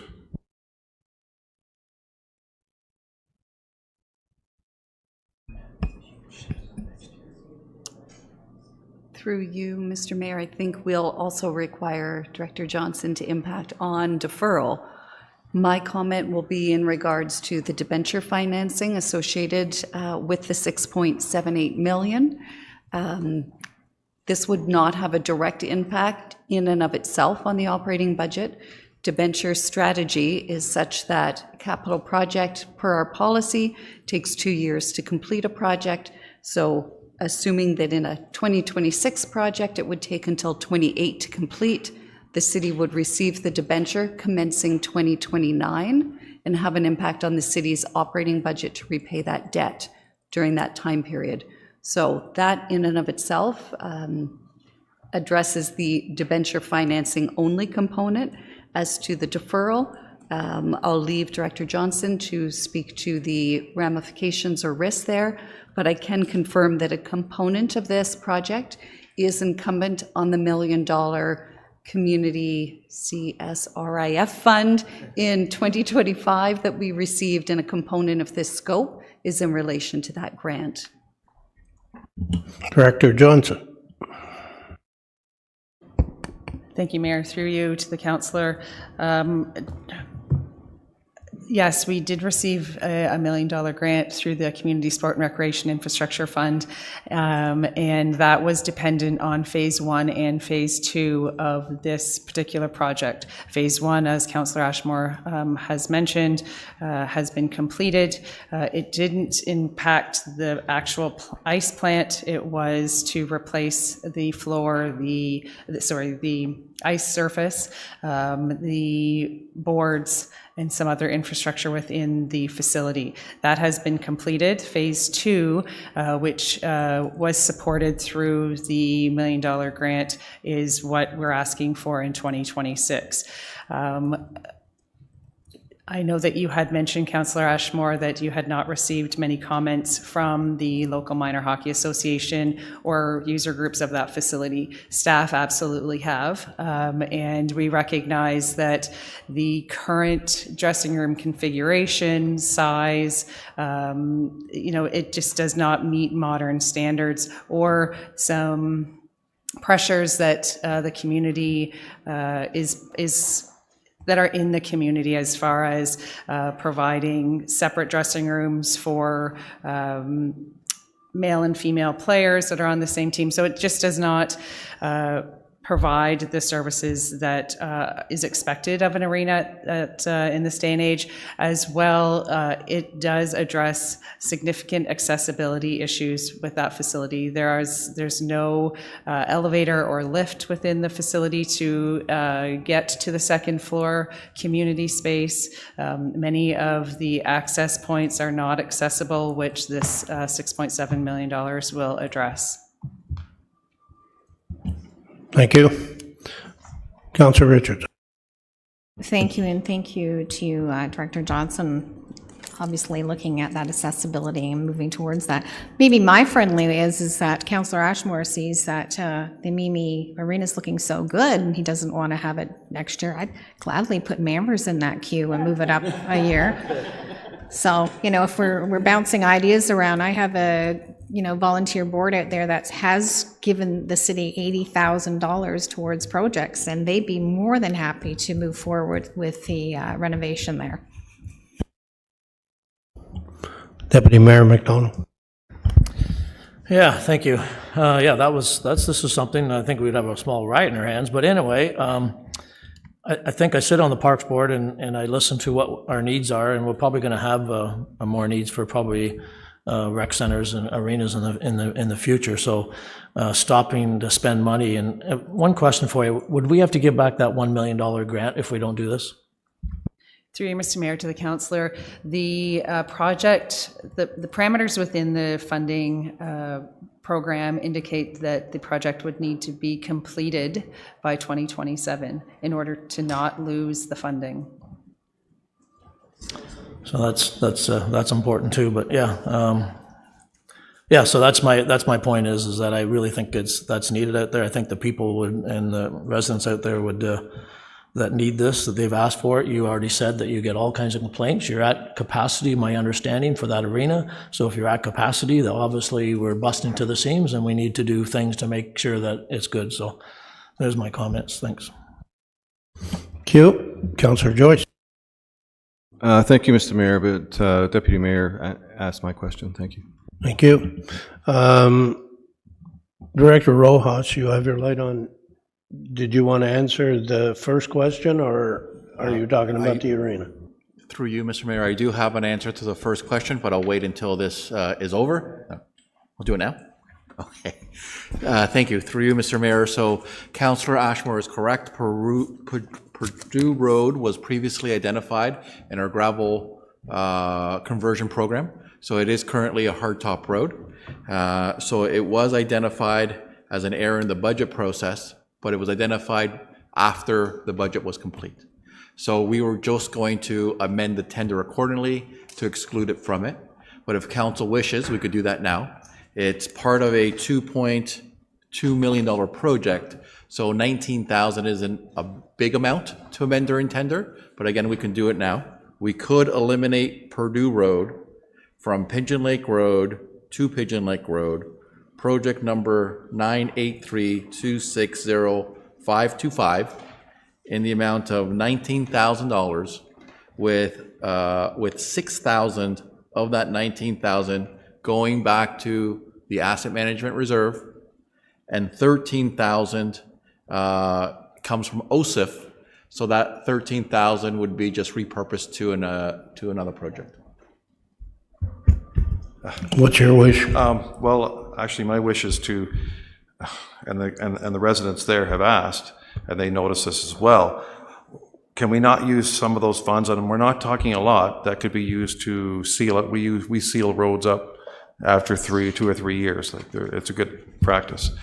That how much would it cost? My question would be to use some of those funds to seal that road, and then the rest of the funds could go back into either general graveling or into that reserve. But just wondering how much would it cost to just use some of those funds? There's 19,000 there allocated for Purdue Road, but to be fair to the residents, if a small proportion of that would be used for a sealant on that road, how much would that approximately be if we could keep that in the budget for Purdue, please? So through you, Mr. Mayor, so again, it shouldn't be in the gravel road project because it's not a gravel road. The sealing or life cycle extension, asphalt rejuvenation, is listed on page 283 of the budget book under life cycle management. As part of those life cycle management projects, the asphalt rejuvenation or the sealant is included in there. We purposely don't identify roads on life cycle management until March of the following year, or the in-year, because we coordinate with Public Works to see which ones are suitable.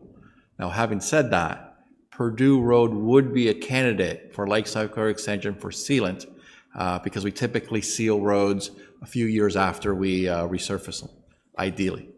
So we would bring forward another report, as we have done for the past several years, in March, identifying which projects or which roads are going to be asphalt rejuvenated, crack sealing, drainage improvement, local asphalt paving, and slurry seal, all part of the life cycle management program. So I would suggest to you remove Purdue Road from the gravel section and add 19,000 to life cycle extension would probably be the easiest thing to do. Correct, through you, Mayor, through you, Mr. Mayor, I just have to double check if the OSIF grant, I don't think the OSIF grant would be eligible for life cycle extension. So as I mentioned, of the 19,000, 6,000 is asset management reserve, so that's totally fine. 13,000 would have to be applied to projects eligible for OSIP, of which life cycle extension is not.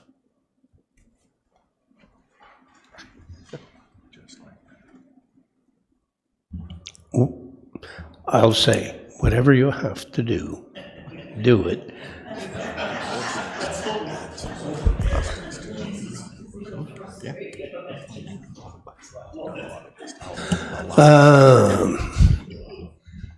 Councillor Ash. Yeah, no, I appreciate the dialogue here, but we pointed this out, but I mean, if we reallocate the 19,000 to, for example, like a road like Mustang Road, I mean, which needs additional gravel, could that be another option in the report that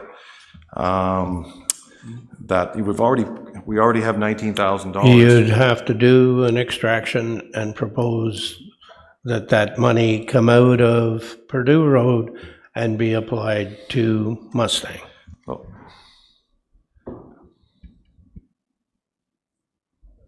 But for now, we're dealing with your arena. That's fine. So if you want to do a follow-up after and propose that, Okay. we can do that. Do you want to sum up on the arena? Yeah, I just wanted Sorry. Manager found. Through you, Mr. Mayor, I did just want to make one comment with respect to the Emily Omimi Arena.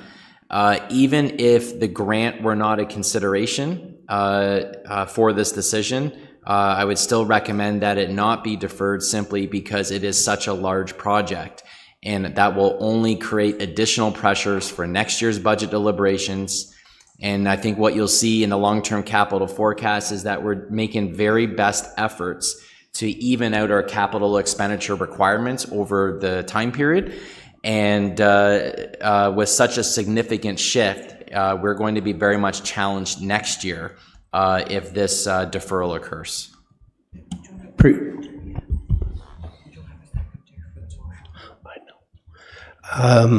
Thank you for your comments. So, Councillor Ashmore, after hearing everything, are you still of the opinion that we should defer the project on the Emily Omimi Arena? I have a question first, and then I'll state that. Just a question through you to Dr. Found. How many years would you propose like a debenture for that project? It's, you know, it would be close to $7 million. How many years would we debenture that over? And where do we debenture it from? Just a general debenture, or is it the provincial money that we use? So through you, Mr. Mayor, I think I can answer in part and then defer to Director Bookabum for the remainder. This type of project, I would expect that the debenture would be at least 25 to 30 years in terms of its term. Where we would source that debenture, I think that's a decision that would be with Treasury, and I'll let Director Bookabum speak to that. Thank you, Mr. Mayor, and Dr. Found for the comments. I concur this would be a 25 to 30-year debenture. We would look at the rates and the process involved with Infrastructure Ontario or Royal Bank. I can confirm that the process with Infrastructure Ontario is a very lengthy one, and so we often lose the opportunity to earn investment income in year while we wait for those funds. So, for example, the bylaw you approved at the November council meeting took 6 months for those funds to arrive. So that plays into whether we determine Infrastructure Ontario or Royal Bank. Either one would be suitable sources of financing. Yeah, Mr. Mayor, like I will go ahead with this as printed. I just brought it up because I think it was worthy of discussion, and you know, we're looking into the future. We can't predict when we're ever going to be building a new arena in Omimi. That could be 10 years, it could be 20 years, it could be more. So I just thought I'd get it out there. I got the answers of my questions, and we'll definitely go ahead with this. And if it's debentured over a significant amount of time, then it certainly should help our cash flow. So if we can do it that way. Thanks. Thank you. Now, do you want to do something with extracting Purdue Road and adding gravel to Mustang Road? Well, I would like to allocate, but I mean, I think it's, to be fair to Purdue Road, I don't really like taking away funds from Purdue Road. I was wondering if I could find out how much it would cost to just seal that road, Purdue Road, because we don't know that. It's not a very expensive amount, but just wanted to, I can wait. We can approve it as is and then leave it, and then decide how we're going to allocate the 19.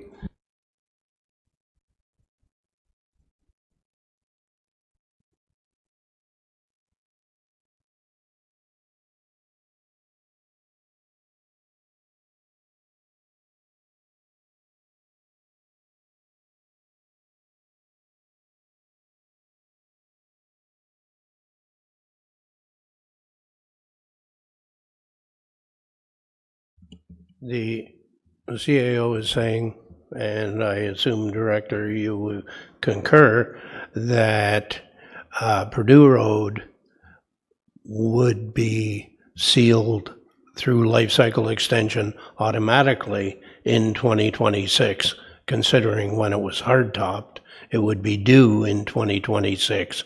So moving the money, the 13,000 back to OSIF, and 6,000 to life cycle extension would, and staff can do that, I think, without direction, knowing that it was identified in error as a gravel road, and they can just make that adjustment in the final draft of the budget. Are you fine with that? Yeah, that's fine. I mean, I don't want to take any money out of any other areas for life cycle extension. I mean, there are other more stressing candidates that I've pointed out and other councillors have, but yeah, this is fine. If we could put that money towards that fund. I think it's called slurry seal. Oh, okay. Well, apparently we need to do an amendment. So the amendment would be that Purdue Road be removed from the gravel road project, and that the OSIP money go back to, the 13,000 go back into OSIF, and the 6,000 that is left on the 19,000 goes into life cycle extension. Would you like to move that? Yeah, we mentioned Mustang Road. Is that something that can't be complicated? Okay, we'll leave it at that. We'd have to deal Okay. with it separately. I mean, we're just trying to clear up what we had an error in it, and we're trying to correct it. So Yeah, I brought and- it to and- the and attention. this- It was actually. This corrects it. Okay, that's fine. I'm good with that. I just. Okay, so you're moving it. Is there a seconder? Councillor Perry. All in favor? And that's passed. It is 12:01. Do you want to take an hour, or you want to take half an hour, or you want to take 45 minutes? What is your wish? Is capital done? Is capital completed in terms of amendments? Well, I'll find out. Are there any more amendments to the capital budget? Asking a second time, any more amendments to the capital budget? And a third and final time, any more amendments to the capital budget? Therefore, the capital budget, as amended, will go forward as the mayor's recommended budget for 2026. Thank you. Okay, we're going for 45 minutes, so I expect you back here at 12:47.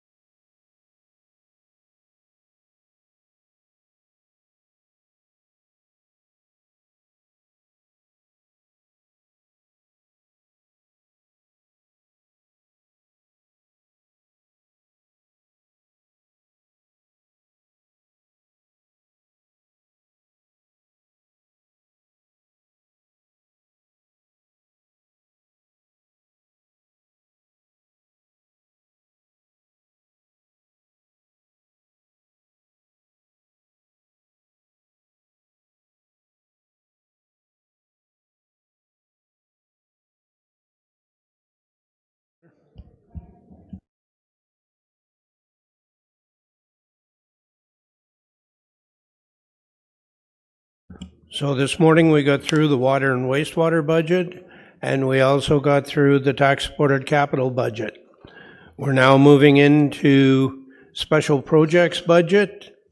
So are there any extractions or amendments to the special projects budget?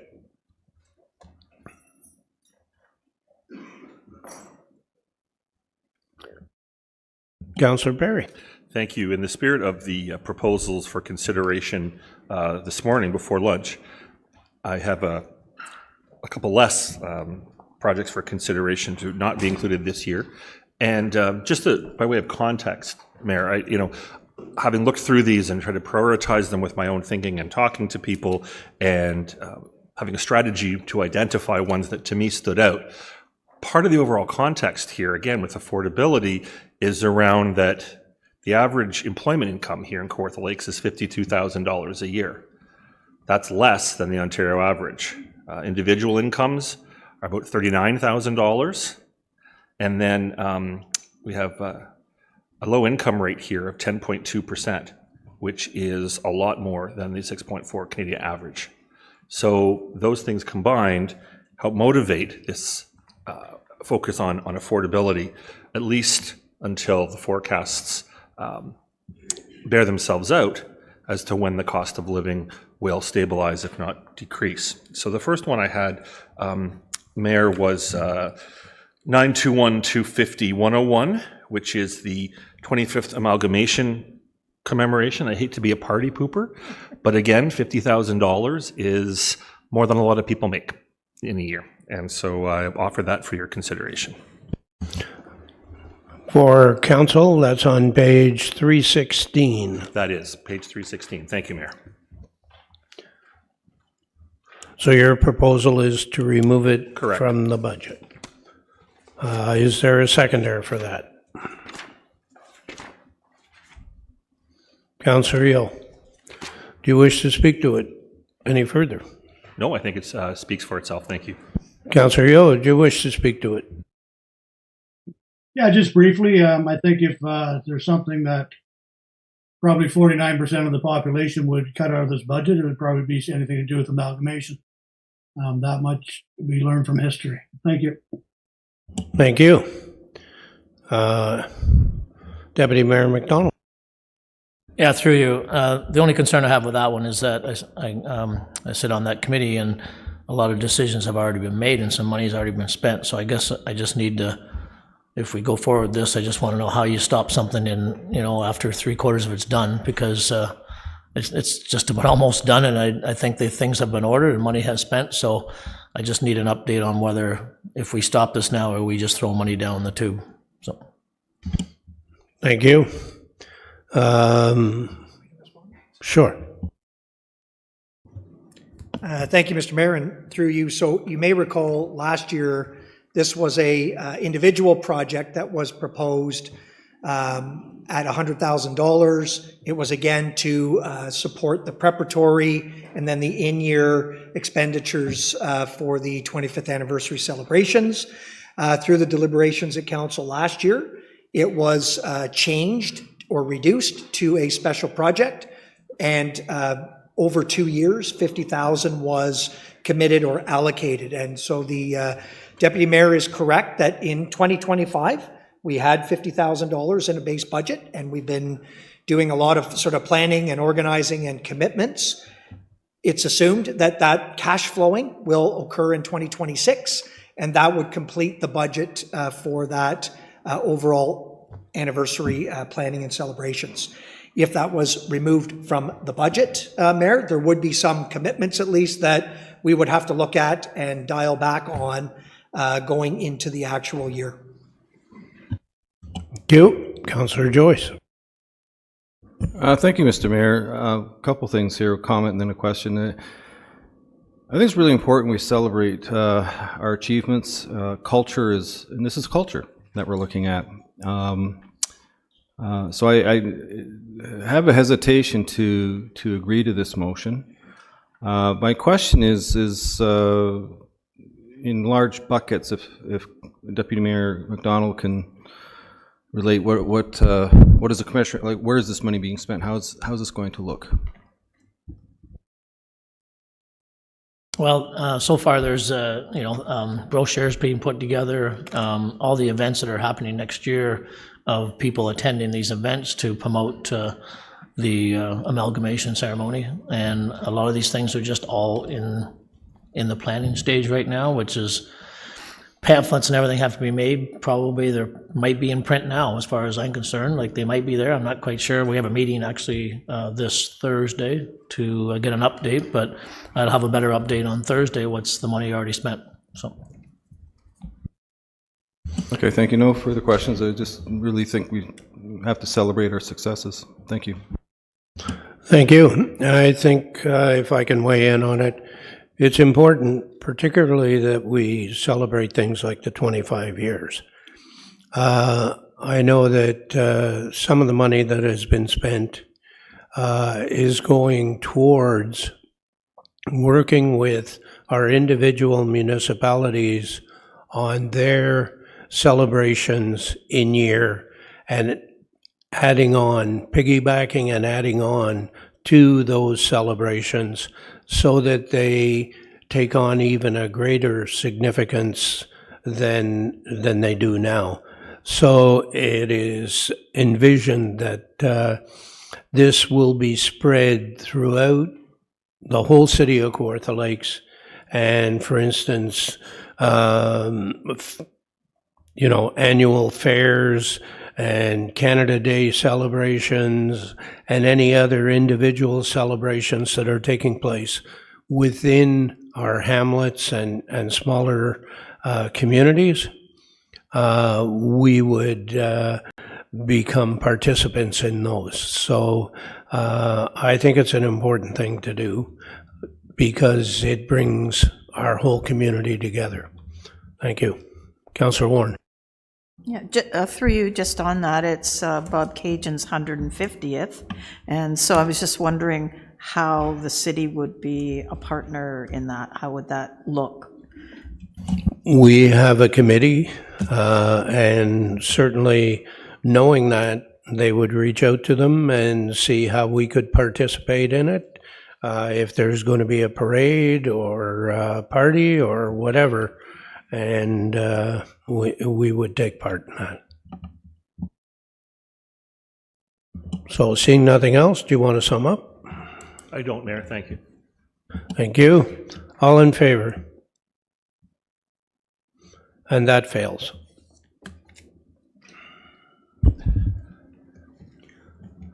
Councillor Perry, I think you have fleet and transit facility improvements. Sure. And continuing on our theme here, Mayor, I'm looking at the suggested improvements at $361,000. Again, is this something that needs to happen right now? Is this a must-have? Is this I would like to have? Improvements suggest that things are okay and we're looking to improve it, perhaps at a time when cost of living is less and there's more revenue from growth. I'll leave it at that and look to have my questions answered. Thank you, Mayor. Thank you. Is there a seconder? Councillor Ashmore, do you wish to speak to it? No, I'm fine, thank you. Thank you. Ms. Bogaboom, what is, it's on page 317, folks, of your budget book. That 361,000 is, I'll get Oliver. Sorry, thank you. Through you, Mr. Mayor. It is coming from the Special Projects Reserve. So similar to any motions that we made on the capital budget this morning, should you choose to reduce the tax rate with that, you would need to determine whether your motion when we get to operating would be to put the savings towards the $7.7 million target, or whether you would put the savings towards reducing the 5.9 recommended motion coming later on the floor. Thank you. Director, we'll let the CAO talk first, if you don't mind. Sorry, thank you through the mayor. Without going into the details of the project, council may recall, this was the proposal that we brought forward a couple of months ago through council. The idea was to shift and lease an external facility and move certain operations out of the St. David facility. It was also to offset some other improvements that would have had to be done at that St. David facility. So this is leasehold improvements as listed to be able to then accommodate that move and shift and create new space at St. David. So that was one that there was reporting in through council sort of previously, and we have now secured the lease. So we're ready to sort of move and do that shift in 2026. Thank you. Director Villegas, did you wish to say anything? Yeah, I'd like to say that these improvements to this leasehold property also tie into other cost-saving measures that the Fleet Group has proposed, and that if we actually do not move forward with these improvements, then those savings would have to be accounted for back into the budget. And they pretty much are the same value as the cost of what we're asking for. So if you would like a more detailed answer, I do have Rod here who could speak to it at greater length if you would like. Manager Porter, did you wish to enlighten? You can go to the podium there if you want. Won't make you walk around.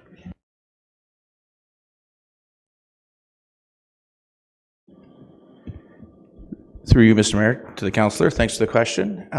To provide a little clarity, so this was part of a larger business case. The goal was to find some space in a facility where we can internalize some more repair work that right now is contracted out.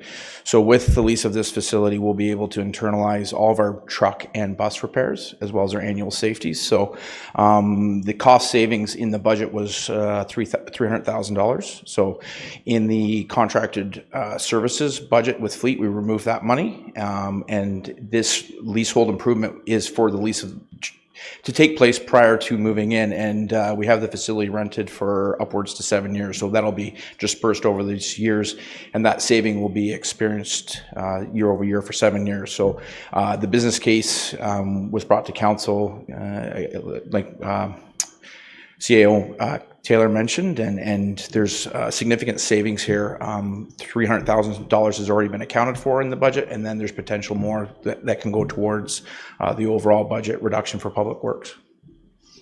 Thank you.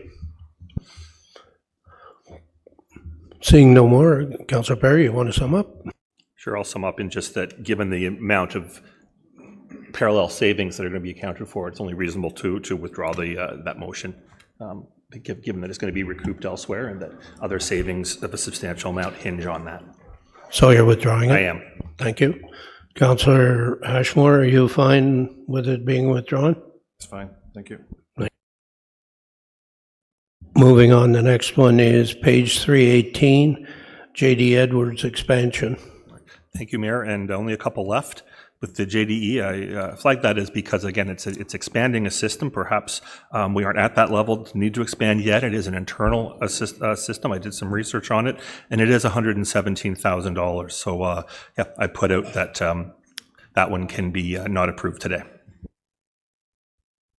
Seconder, Councillor Ashmore, you wish to speak to it?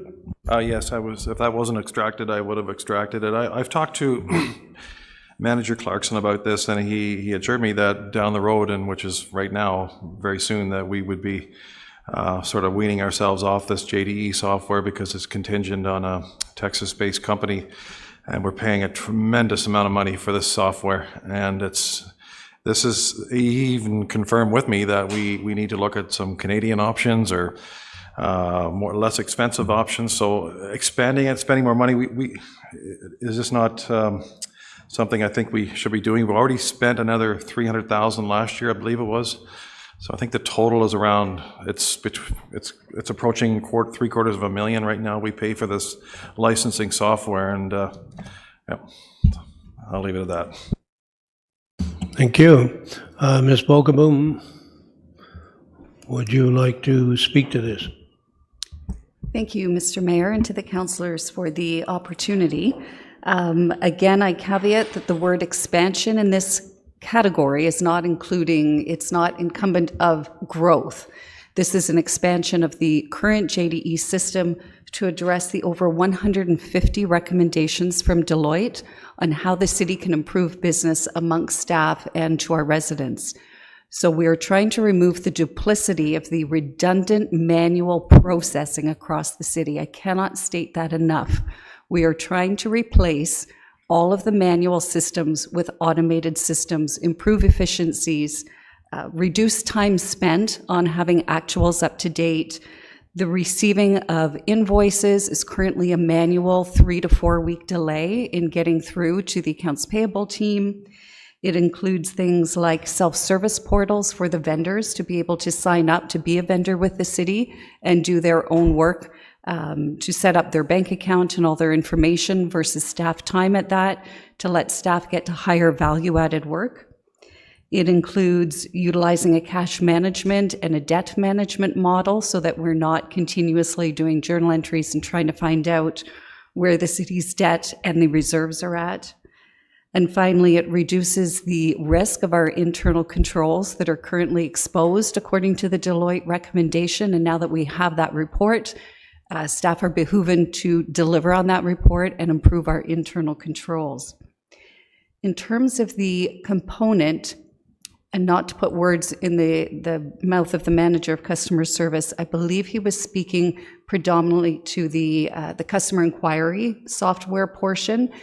Currently, we use a module within JDE for the customer service portal, but I believe that and Director Johnson is confirming for me, that was specifically in relation to customer inquiries or complaints and how to automate and integrate a new software system into our JDE work order system to be able to address those complaints. So those comments were not on this particular project.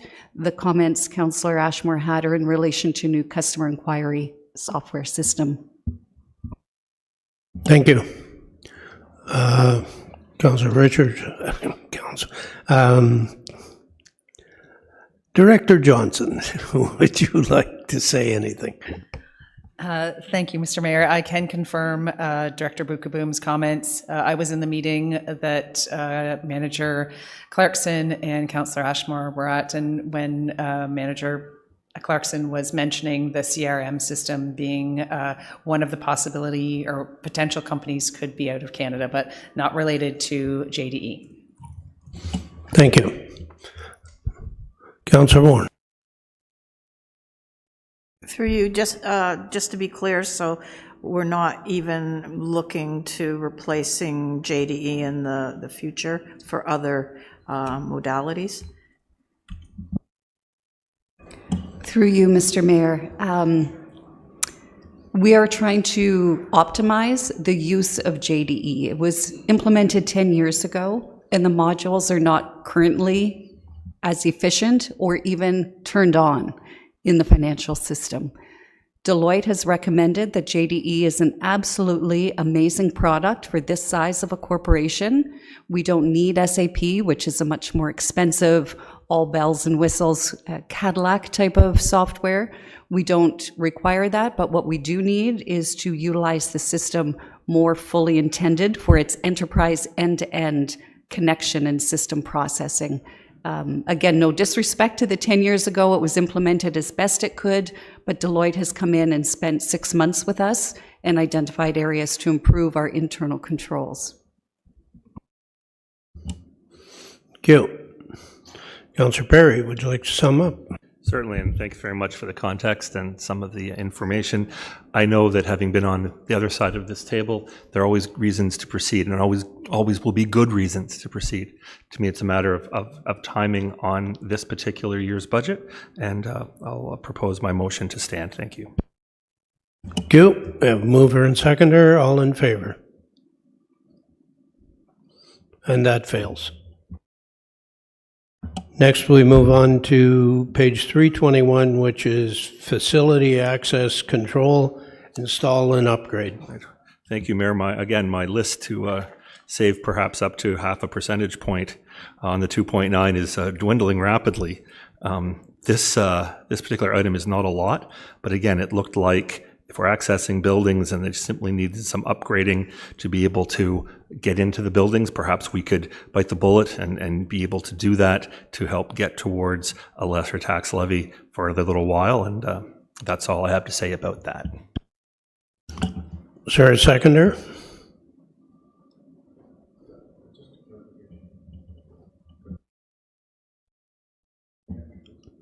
Project name? That's facility access control install upgrade on page 321, item 921260133. I'll second that for discussion, please. Thank you.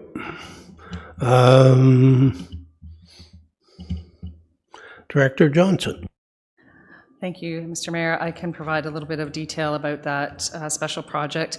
It's a regular project that we've had over the past few years to phase in our moving from manual locks to our fob system. So providing more security, the ability to track folks coming in, and tracking is not the proper word in that sense, but able to monitor those coming in and out of the facility. So it's just moving from the manual locks to a more electronic. If we have somebody, for example, that is going to a meeting after hours, which I think Councillor Warren can remember, just last week we happened to be trying to get into the Bob Cajun Library, and we were unable to, we thought staff would be there, they were not there. We were able to unlock the facility through that electronic program. We just contacted the supervisor and we were allowed access. So it does provide some efficiencies and certainly better monitoring of facilities. Thank you. Councillor Ashmore, did you wish to speak to this? Fine, thank you. Okay. Anybody else? Calling the question. All those in favor? And that fails.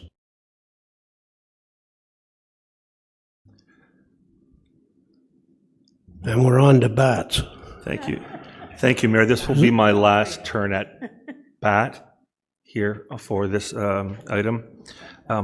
Just to clarify, seeing bat removal at City Hall for $82,000 seems like a lot of bats, and I'm just curious for some background. If that, thank you, Deputy Mayor McDonald. I'm not worried about them being tangled in my hair. Thank you. It just seems a big price tag. Is there a way we could do that for less? That kind of thing. Is there a seconder for bats? Councillor Ashmore, okay. Thank you, Mr. Director Mayor. Johnson, you're on the spot Thank you. today. I will provide some information about the removal of the bats from City Hall. So the pricing came in and it's comparable to a similar project that we just completed at the museum across the way. And by removing the bats and keeping them out of that facility, it's kind of driven them towards this facility. So we have experienced an increase in bats in City Hall. It's a bit of a health and safety concern, as actually one of our staff was bitten by a bat. So it is an important health and safety piece that we want to cover through this project, and it would encompass sealing gaps and going through the same process that we did at the museum, which has been very successful in keeping the bats out of that facility. So the pricing comes through just based on a comparison of a similar project. And if anybody wants some anecdotal evidence, I'm sure the deputy clerk and the CAO's EA will be happy to fill them in. Just a quick question, if I could, to Director Johnson. Is there any way the cost could be less? Through you, Mr. Mayor, to the councillor. As I said, the pricing, it comes in as at the same rate as the project that was just completed within the past year. So if we were to reduce the cost, it would just reduce the scope of the project overall. I understand. And the 82 is an estimate, is it from the pest control person? Through you, Mr. Mayor, to the councillor, this is based, yes, it's from a pest control company and based on, as I said, work that, a very similar project within this past year. Thank you. Well, with all those interests combined, I'll withdraw the motion to ixnay the bats, especially when, it wouldn't result in any substantial savings for our tax levy. Thank you, and I wish everyone well in being here after hours. Councillor Joyce, did you still wish to step up to bat? Yes, well, I'm on deck, Mr. Mayor, and through you. No, Councillor Warren is. Okay. I do have a question for Director Johnson, and that is, okay, we learned something. We removed them from the old jail, and they came here. So now we're going to remove them from here. They're not just going to disappear. They're going to move elsewhere. So are we ahead of the curve here to warn nearby residents and other buildings that could potentially have a new bat home that they're hosting? Through you, Mr. Mayor, to the councillor, we do not have a program, or that has not been planned so far, but it's something that we can consider while we move into the project. Thank you very much. Councillor Warren. This is getting really batty. Anyway, just wondering if bats are still endangered. At some point, they were getting white nose disease, and their population had diminished. I'm just wondering if that's still the case, or we just tell them to move out. We don't kill them.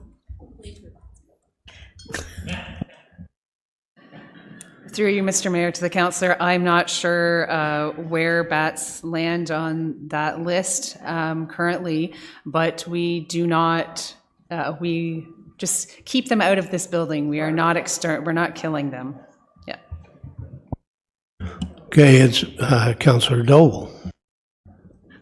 I know we're having fun with this issue, but just again, anecdotally, in 2001, I was the chair of the Kawartha Lakes Public Library Board, and we went from, I had been the chair of the Lindsay Library Board, and we went from 1 to 17 branches, and one of those branches was the Carden Library, which existed in a former one-room schoolhouse on Dalrymple Lake, and it was totally infested, and it's a real thing. It's not something that we want to have happen to any of our buildings. We had to destroy the building and the collection. So this is I feel that it's very necessary preventative medicine. So is that a broken bat? Moving on. So that extraction has been withdrawn. Are there, I'll ask for a first time, any more extractions from the special projects budget? Councillor Ashmore. Thank you. Through you to the Director of Planning. Just a question, please. The project official plan review update. So it's $150,000 per year. Is that a mandated project that we have to have? And are there only a handful of companies or that we have to pay this amount of money to consultants that do this plan? Is it privatized, or can it be done in-house, or just a question? Who's your question to? Director Barry, sorry. Through the mayor, thanks for the question. Councillor Ashmore, it is a mandated program. It is a multi-year program that affects numerous departments across the city.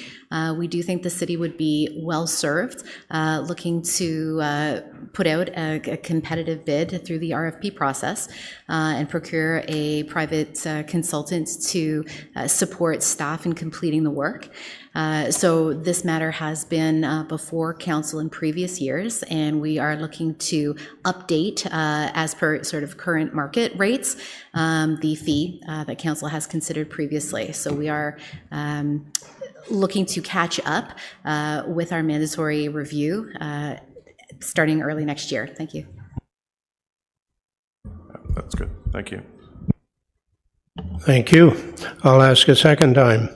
Are there any other extractions from the special projects budget? And a third time, any extractions from the special projects budget? Therefore, seeing none, I will state that the special projects budget is complete as it is printed. Moving on. We'll now move on to the tax-supported operating budget for the city of Kawartha Lakes. Are there any extractions from the operating budget?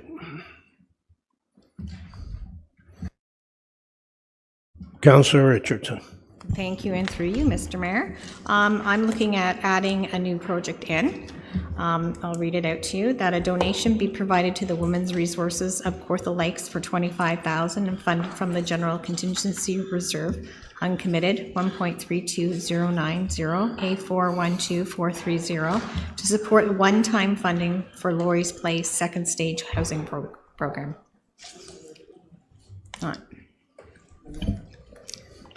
Seconder, Councillor Warren. Do you wish to speak to it? Just quickly, they came to our special council meeting and did a presentation and highlighted the fact that they had a shortfall moving through this year. And we have done some funding in the past, and recognizing the good work that Women's Resources does and Laurie's Place, I thought it would be a good ask of this council to support them with that $25,000 ask. Thank you. Councillor Warren, do you wish to speak to it? Just briefly, ditto for sure. They're a great organization, and as Councillor Richardson said, they have received funds from us before, and I think it's going to a good cause. Thank you. Thank you. Director Bogaboom, I believe this has been run by you, and the funding source of the General Contingency Reserve is the correct place to take it, and you're all right with that? That is correct, Mr. Mayor. Thank you. We have a mover and seconder. All in favor? And that's passed.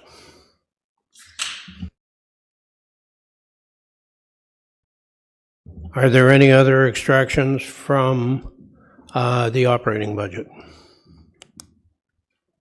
Councillor Warren. Through you, I just have a comment, and I have brought it up to staff before, that, you know, the in-year problems of over $7 million, and we don't know what will be happening with money getting ascertained from the province for brush cleanup from the storm. I'm just wondering if staff, I brought this up earlier, you know, what is their plan to address that $7 million and any extra, which it could be up to $11 million within the year? What is the plan, and what do they see as staff reductions going forward? Thank you. CAO, do you want to kick this off, and then perhaps Ms. Bogaboom? Sure. Thanks, Mr. Mayor, and through you. So maybe just briefly, I'll focus on the storm sort of first, because that is an in-year 2025. it is really more of a pressure on this year's budget. And so at the time of post-storm, we've made a submission to the government. We understand what is eligible for coverage and what would not be. So we are forecasting and a pressure in year this year of anywhere from $3.5 to $4 million.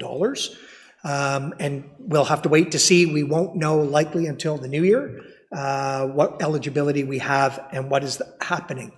As a result of that, because it's in year, into every department head, every department, where possible, put the brakes on anything and everything that we could, or to try to influence the year-end outcome for 2025 budget. And so we've been going through that strategy, and it's everything from, again, staffing, gapping, to holding off on expenditures for sort of general operations, you name it. If it's eligible or it hasn't been pre-committed, we're looking at tightening it up. Don't know where that's going to get us to land at year end, because as you can appreciate, we're balancing the books on tens of millions of dollars. But we are seeing some good gains in certain areas for at least some modest savings in 25. For 2026, as you know, and Budget Committee recommended through to the Mayor, it poses a target for overall innovation or savings, and we've quantified it at this point to be a $7.7 million pressure in year that we're going to have to collectively sort of strategize and look at. What we did to start was demonstrate what that would look like proportionately by departments. And so we've posted it to that sort of relative percentage, if I can say it that way. And I mentioned earlier in the day, it equates to a 5% overall decrease in the total operating budget if you approve it essentially as proposed. So we don't have necessarily, so what we've asked departments to do is look at areas where there may be the ability to find savings in 2026. And as you can appreciate, every operation, every department is different. So some are very salary-based, some are program-based, and sort of everything in between. A lot of them, and you've debated it and heard it here too, if we can leverage grants and funding, then we try to maximize that as well. So we don't have a sort of clear black and white 2-year end, here's what we're going to do to find that savings. But what we do know is we're going to be looking at, relatively speaking, in every program area, if there's the ability to increase staff savings, new or vacancies being filled, we're going to do that. We're going to do it line by line in our general operating line items as well. Everything from equipment to contracted services, you name it. We're going through that process over the next coming months.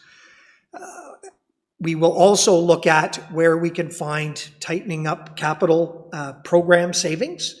And normally we would return those to respective reserve for future years. If we find savings in capital projects, we then want to offset expenditures that you're approving in 2026 to help reduce that burden. So overall, again, it's a uphill climb, if I could say it that way, to achieve even the forecasted or recommended 5.9% all-in savings. So that's what we've done to start to mobilize, and we'll continue to do that. I mentioned previously, if there were recommendations that had a significant impact to current service delivery or service levels, those we would bring back to you for conversation in 2026. So hopefully that gives you the broad lay of the land.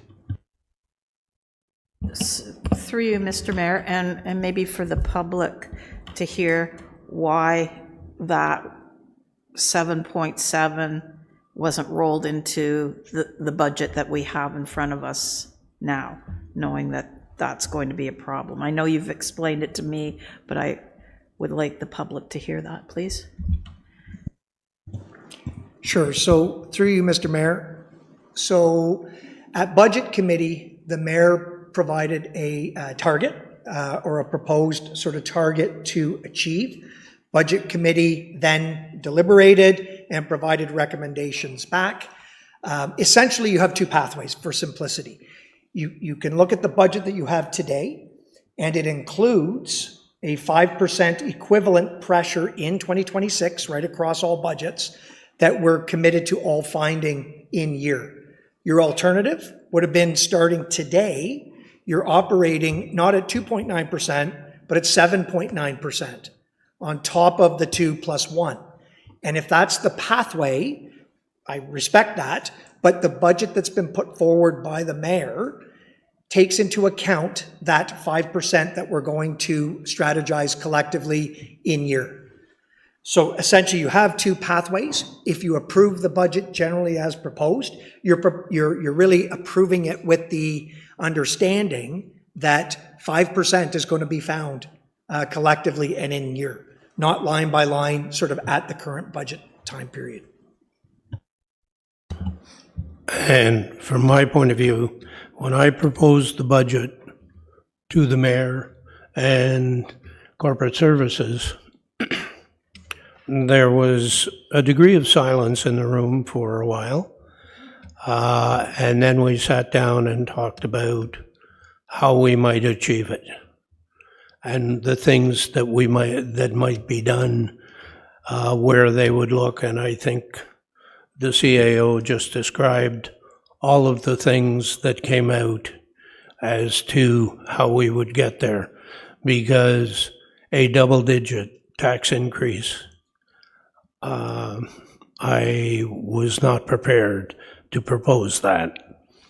And I think that I take my hat off to staff for coming forward with a commitment that they are going to find it in year, and I believe them. So that's where I am with it. Director Bokoboom, did you want to say anything? Mr. Mayor, I think you and the CAO have covered it quite eloquently. I apologize for the shock or pause when you delivered that news to us.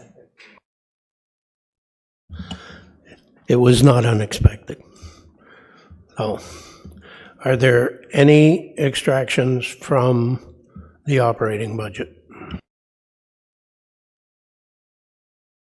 Councillor Barry. Thanks very much, Mayor. And just as this, I believe, is the last budget we're considering, is the operating budget, correct? Right. I had circulated kind of a package, if you will, of operating considerations for non-approval at the current time, looking at the 40 plus positions being proposed.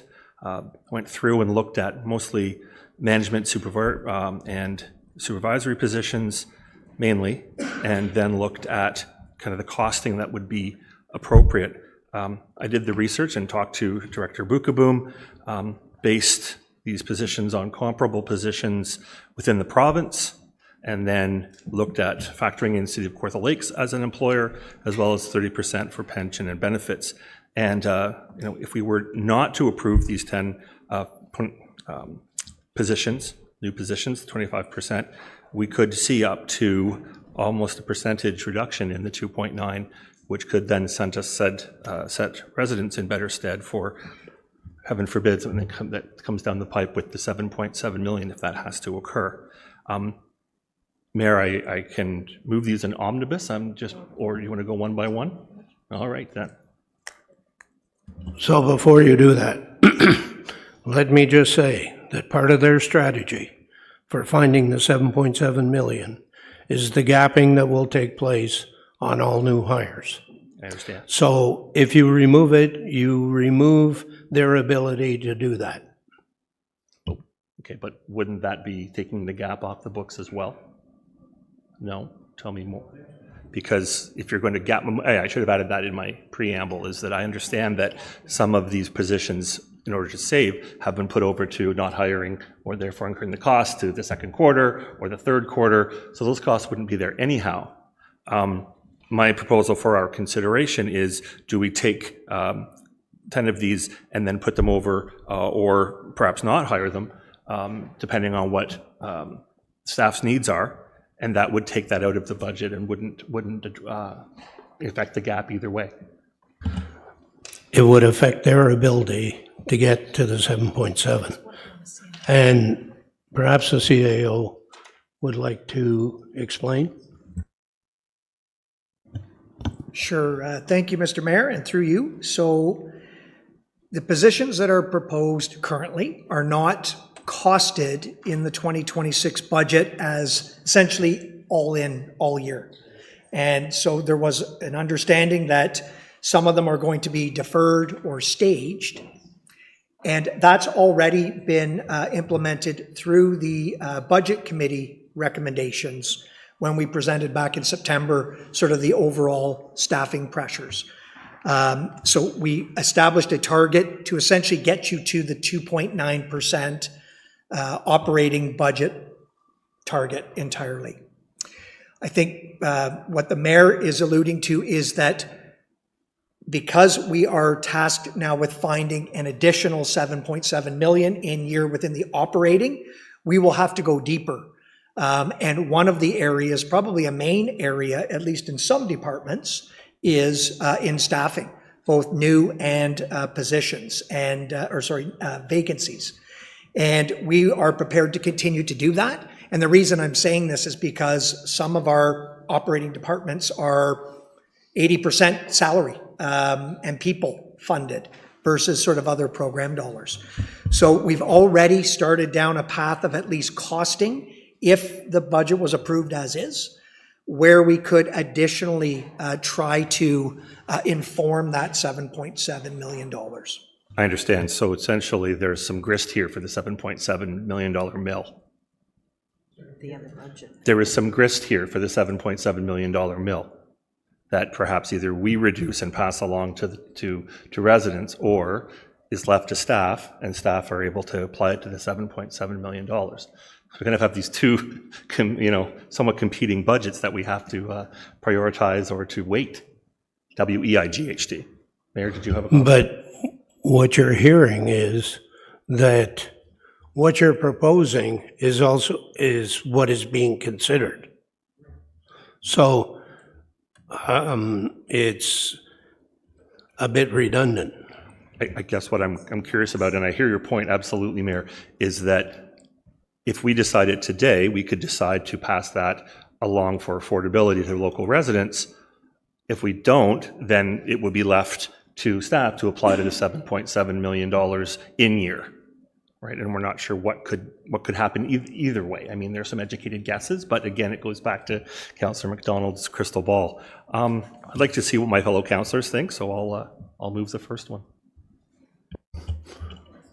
Before we get there, Councillor Richardson. Thank you, and through you, Mr. Mayor. Taking in the conversation, but there's also impacts, right? Like, what's the impacts of us not having those positions? You've got staff burnout, you've got delayed services, you've got increased turnover, and it's almost like a small time gain for long-term pain, because you're eventually going to have to fill these positions. So I'm struggling with it, and I don't have your list of. Okay. Well, like I said, I'm struggling with it just because it does have true impacts. And that's what we have to consider as well. I want to thank the councillor for her insight. And I think the impact is definitely something to factor in. Many of these positions already exist. These are complementary, like a second position, which was one of the factors that I'd used for us to consider on these. And also, yeah, I mean, moving forward, we may have that growth revenue to be able to afford that at a time when life is more affordable in the coming couple of years. So I'll get back. There are a few people who want to talk, but do you want to talk now, or you want to talk as we debate the motion? Yeah, I guess we may as well just talk while we debate the motion. Talk while we debate the motion. Sorry. You mentioned I shouldn't move these in omnibus, Mayor. You would prefer I go one by one. Yeah, we'll do it one by one. So Councillor Warren, Councillor Joyce, and Deputy Mayor McDonald, did you want to talk now, or do you want to wait and see if Councillor Perry gets a seconder and we go forward? Councillor Warren. Through you, Mr. Mayor, and I guess back to staff again, within the year, are we going to see the plan to deal with the 7,700,000 plus? That's what I think we should be. I'd like to know from staff if that's going to happen in. I think you will be sick of hearing the 7.7 million. Because I know I will be. Yeah. You will hear plenty. It's just, I've never done a budget like this when you've got two budgets. None of us have. It's just odd. And so it's yeah. So I guess going forward, we will see a plan. You will have updates on where we are. We'll have a plan, yes. Yeah. Okay, thank you. Okay. Deputy Mayor McDonald. Yeah, thank you, through you. I'd like to speak now because I'm gonna say no to every one of them that he has there. So, and the reason I say that is that, you know, as the budget committee, we talked about all the stuff, like the people sitting around this room. There's the committee talked about gapping and all that, so we talked about it, how they're going to do that.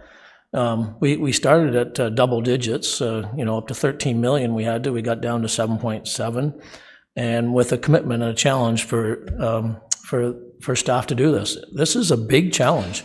And why are we sitting here trying to decide by each one of these wins when you don't even know what the input or what the impact is in each one of these positions? We talked about it during the budget committee. We talked about it quite a bit, about gapping and doing this, and we all talked about, well, what can you do about staff?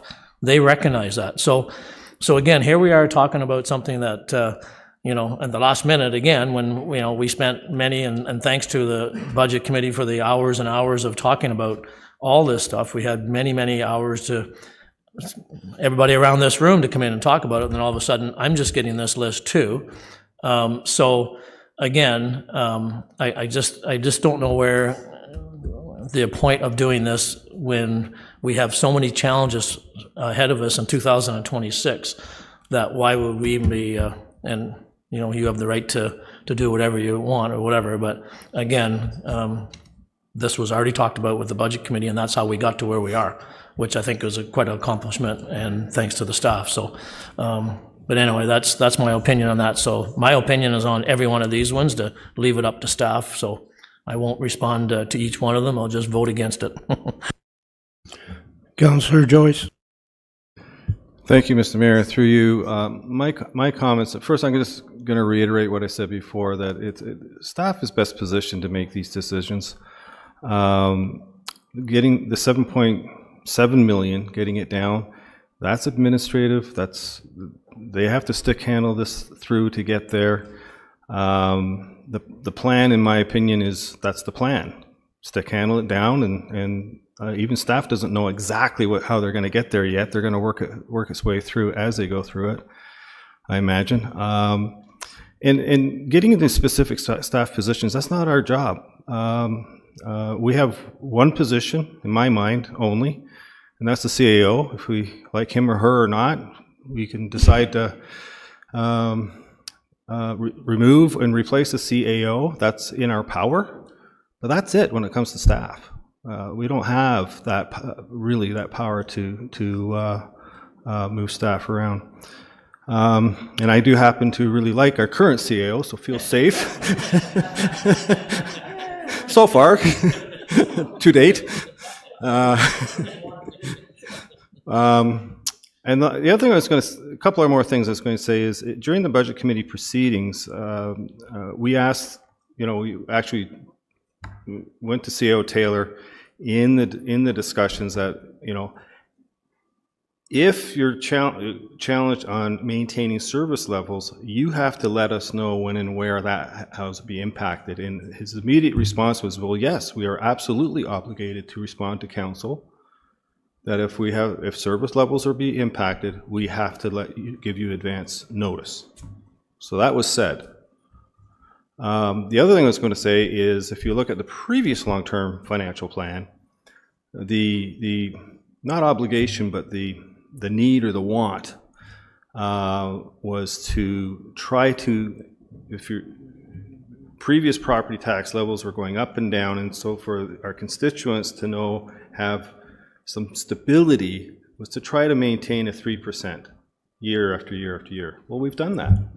We're at 2.9%. So I think the constituents, when the new long-term financial plan was 5%, there was a bit of a hullabaloo. We've got it down to 2.9. I think we're good there, and let's move on and let staff figure out how they will save that 7.7 million. Thank you.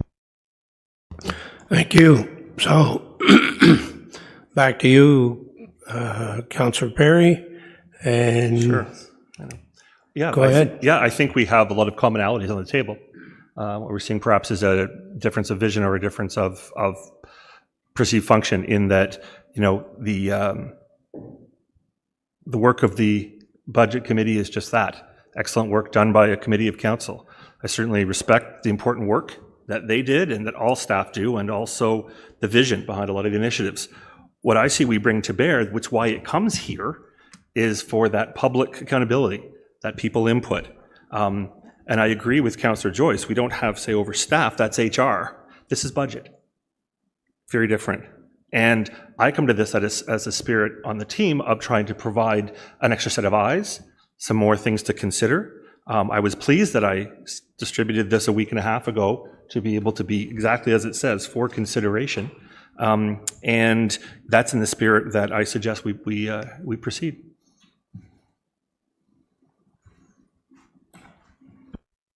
So your first motion?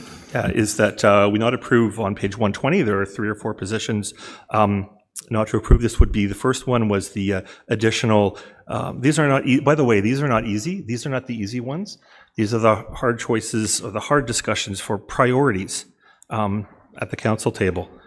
And also, given competing interests at this hard choices for hard times priorities. So for corporate services, the first would be not to approve the additional administrative assistant. Is there a seconder for that? Councillor Warren. Did you want to speak to it? Councillor Perry. I think I've spoken where this is coming from for all the budget items, actually. Councillor Warren. Through you, I did at Budget Committee, that was one of my concerns, is almost 40 new hires. And so just for, I second it for conversation. Thank you. Anybody else? Seeing none, we have a mover and seconder. All in favor? And that fails.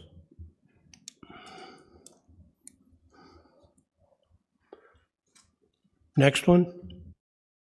On page 20, still again, we have the corporate services, a new position, an executive trainer. And some research on that position being training executive staff function, and that would be a new position in-house, which was costed out in my rough calculations at, close to $100,000 probably all in. So I leave it to my colleagues to decide if that's what we want to do. Is there a seconder for that? Councillor Ashmore. Anybody, Councillor Ashmore, you want to speak to it? Other than I agree with the mover, and we just need to hold the line here for this year at least anyways on the new hires in this particular category. Anybody else? Seeing none, go ahead, Councillor Yo. Yeah, and the councillors are right. Like, we do have to draw the line at a certain point. And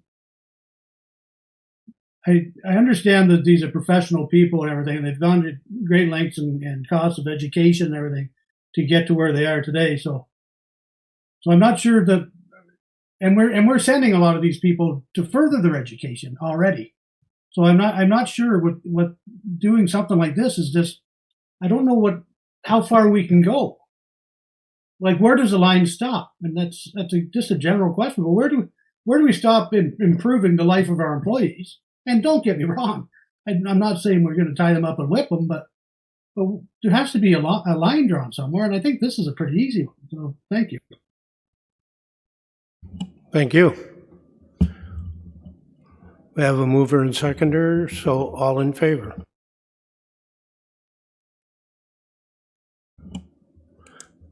Next one, Councillor Perry. Sure, this was an additional. There's already a People Services Associates within the Corporate Services in HR, and this would be not approving the request for a second one.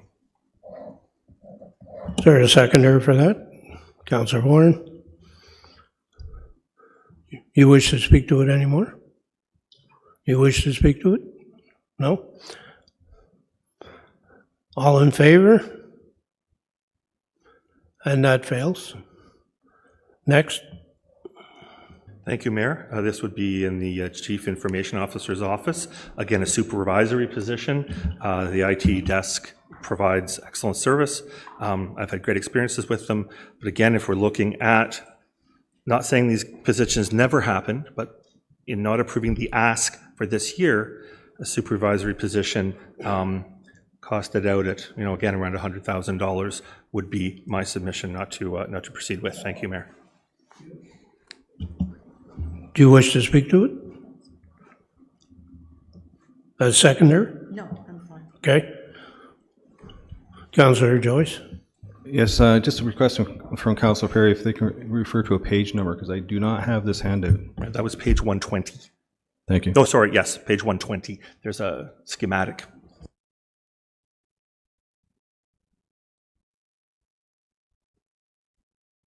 Okay, Councillor Joyce? Okay. We have a mover and seconder. All in favor? And that fails. Next one on the list, Mayor. Again, in the Chief Information Officer, there's a position, Strategy and Performance Specialist. Again, probably ballparking in at $100,000. This would be an ask for an additional one, and then the motion is that we do not approve that additional Strategy and Performance Specialist this year. 120. Seconder, Councillor Ashmore.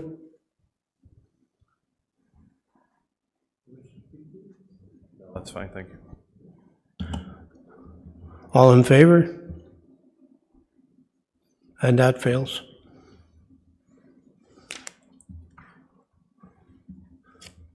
Next one's on page 144. That's correct. That is an administrative assistant, a second position within the Manager of Economic Development's office.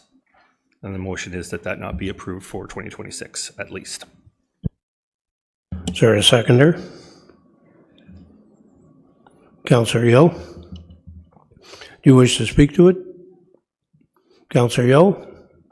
No, I don't see the sense in it. I'm just seconding it. Thank you. All in favor? And that fails.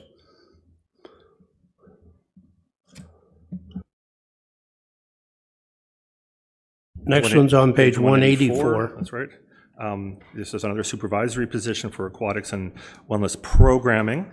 There is already a coordinator existing, and so this would be a new position that, again, is part of a package for affordability. I'm proposing as one of the measures not to implement this coming year, 2026. Q, seconder. Councillor Ashmore, you want to speak to it? No, thank you. All in favor? And that fails. Still on page 184, in community services this time, there was a manager position for recreation and community partnerships, but I know there is also an existing position very similar to that as well. And so my motion would be that that new position not be approved for this coming year. Seconder, Councillor Warren. Anybody else? You want to speak to it some more? No. No?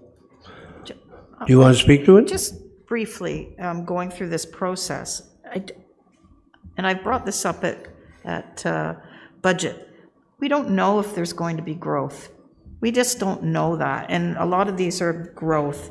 And I mean, if you look at the federal government, they invested heavily in capital and cut back on operating. And because I'm pretty sure they have their finger on what's happening, I would hope. But anyway, I just don't know if we're going to get the growth. And so that's why I'm doing what I'm doing. Thank you. No one's criticizing anything or anybody for bringing these things forward. Thank you, Mayor. And for exposing them and talking about them. Thank you, Mayor. So, you know, when we do sum up at the end of this, we can talk some more. So, Councillor Richardson. Thank you, and through you. And maybe just for clarification, maybe to the director on that one position, it wasn't so much about growth, but was more of a gap to help facilitate services that are ongoing currently. Through you, Mr. Mayor, to the councillor, that's correct. The positions that were requested within Parks and Recreation are to handle and accommodate the development that's already taken place. So this, for example, our current, within Parks and Recreation, there's approximately 250 staff members. Right now, we have 9 leadership positions, which means it's about a 1 to 27 manager to report ratio. Typically, that is a benchmark is a 1 to 10.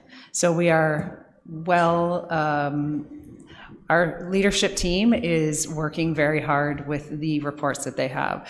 The increase in the organizational structure for Parks and Recreation will see going from 9 leadership members to 11, which then means that that report still is over double the benchmark. It's about a 1 to 22. So these are all positions that will address the development that's already taken place and the lag that Parks and Recreation has experienced over the last number of years in increasing the organizational chart. Thank you, and that's kind of my take on it as well, is that, you know, we're more to accommodate and to maintain that existing service, and also to point out that we do have one of the lowest staffing ratios in the province. Councillor Joyce. Yes, thank you, Mr. Mayor. I'd just like to remind everyone, we talked about this in the Budget Committee, and CO Taylor, and you can, if I don't quote this quite correctly, please correct me, that we froze hiring through the COVID years, and the hiring today is part of a 3-year catch-up plan.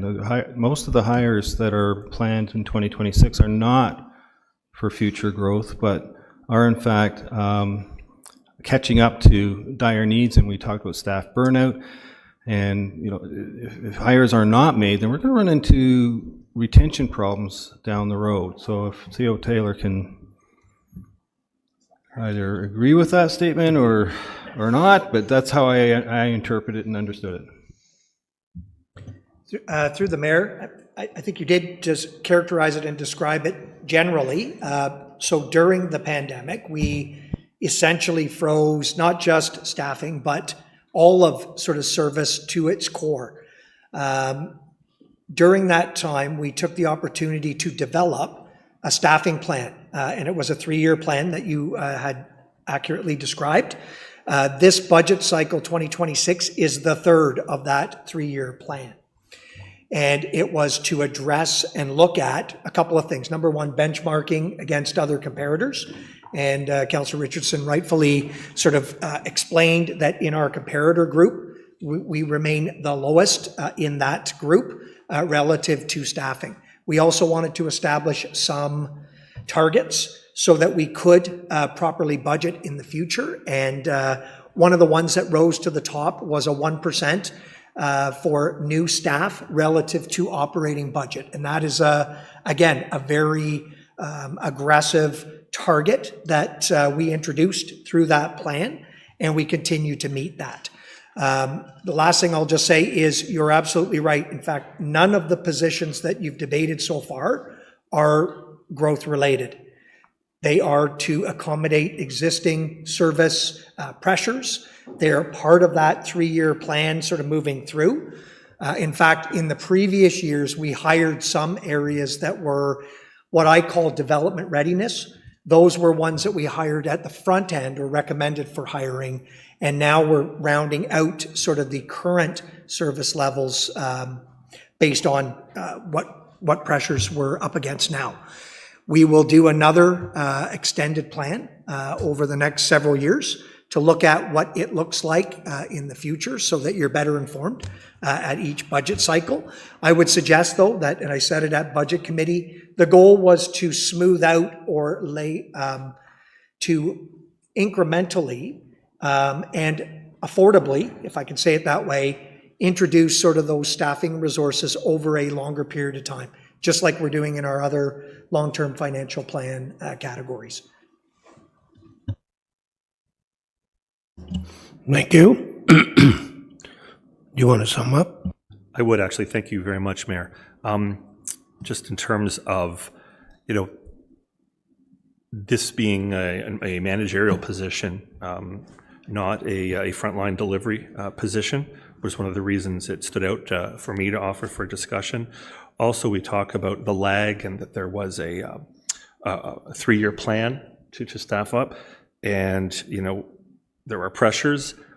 The fly in the ointment to that has been that costs have skyrocketed for all of us. The cost of living for over the past year and a half, that was unexpected, and to me, that's gotten in the way of the plan here in a very material way. That it's incumbent upon us to, again, try and get that really good 2.9 down a bit. So I will move as printed.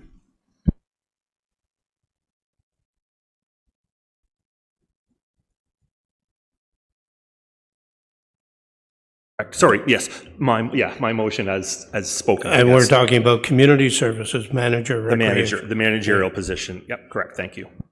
And Councillor Warren, you seconded that? Okay. All in favor? And that fails. Second last one. Again, we're dwindling here on the impact, but this would be a facility project delivery coordinator. Looking at that, it's about costed roughly around $100,000. This would be an additional facility project delivery coordinator. Again, not that these positions aren't important. It's a matter of, at least from my perspective, of the current situation and timing. And so I would move that that request not be approved, at least for 2026. Is there a seconder? Councillor Ashmore, do you want to speak to it? Other than, as Councillor Perry mentions, it's timing. The timing isn't quite right now, so that's my comments. Thank you. Seeing no one else. Have a mover and seconder, all in favor. And that fails. And the last one was I was speaking with Director Faber about a few of these positions. And again, as a managerial position, this is a higher level leadership position, and it has to do with finance and administration. We had talked around some of that function right now, having to rely on Carolyn Daines, our treasurer. I understand that this could help facilitate finance and administration. However, appreciating the vision of staff and the work they do, again, I'm going to move that it not be approved this time, given the pressures of affordability. That's fine. Is there a seconder for that? Councillor Ashmore. Did you want to speak to it anymore, Councillor Perry? Do you want to speak to it, Councillor Ashmore? No, I'm fine. Did you want to sum up? Sure. Just I want to thank my fellow councillors for their perspectives, which all matter, and their indulgence and patience. I want to also thank staff who were able to engage in this, and especially with our first ever amendment pre-process. which I think will get better over time if the good people decide to send me back to this table. And I just thank council for its consideration of, I guess for lack of a better word, my affordability package here that was just presented and went through in detail. So thank you very much. Thank you. All in favor?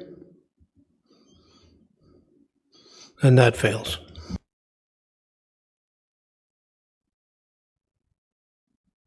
Are there any more extractions or amendments to the operating budget?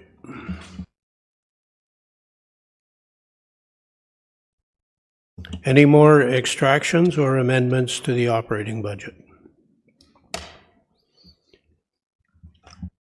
And a third time, any more extractions or amendments to the operating budget? So we'll do the follow-up ones from the capital. These were new ones, obviously, but then we'll structure the ones for the asset management reserve. Yeah. Because we still need to do amendments here. Yeah, I got it. To return. My lone survivor. I'm just checking there's no new ones, and then we'll turn it over to Sarah to just. Councillor Perry. I apologize, Mayor. I was looking at, there was a leftover business from this afternoon that the, if I'm wording this correctly, I would move that the $243,820 taken from the asset management reserve for Emily Forest Tract and Rest Area be at the same time applied to reduce in the similar amount the tax levy, which by my calculation would result in approximately a 0.75 decrease. Thank you. Thank you. Councillor Warren? Yeah. Councillor Richardson? I can just click clarification on the reduction. Is it the 243 actually equals what as a percentage? I've taken 243,820 and then divided it by 1%, what 1% is, which is 1.4 million, and that would be about 0.175 of that. So if we applied it to the 2.9, it could be a reduction of 0.175. And I see the Director of Corporate Services, excellent, go team, backing up my provisional math. No insult, Councillor Perry, but I think I'll go to Ms. Bokaboom for wise, the Mayor. definitive. Wise. We're looking for the percentage that the 243,820 would reduce the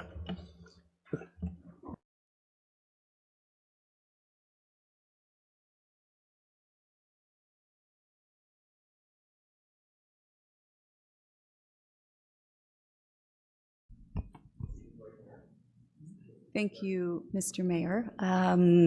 The resultant reduction on the operating tax levy would be 0.19%. And if I may, I believe that the motion needs to read that we are removing $344,000 in the gross capital project, reallocating the asset management. We're reducing the transfer to asset management by $243,820, and that we would be returning $96,000. I'm just going to give Dr. Found a moment to get the exact number to the development charges reserve.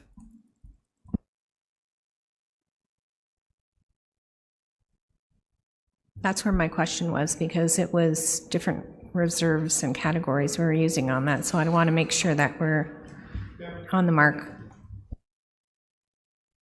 Yes, so through you, Mr. Mayor, that's correct. This project is funded by both the Asset Management Reserve and the Development Charges Reserve. So $243,820 would be tied to the Asset Management Reserve, leaving $90,180 tied to the Development Charges Reserve. So both would be returned to their respective reserves with this, or were returned to their respective reserves with the motion that occurred in capital budget deliberations. And I understand then the current motion then would be then to reduce the transfer to the asset management reserve by the amount of $243,820.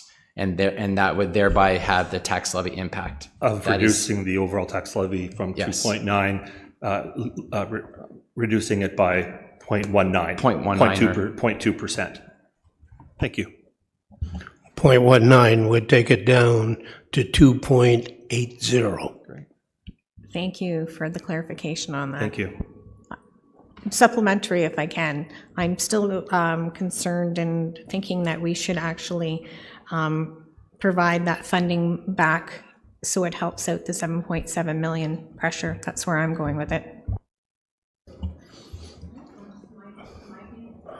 So are you asking for a friendly? No, that's my opinion at this time.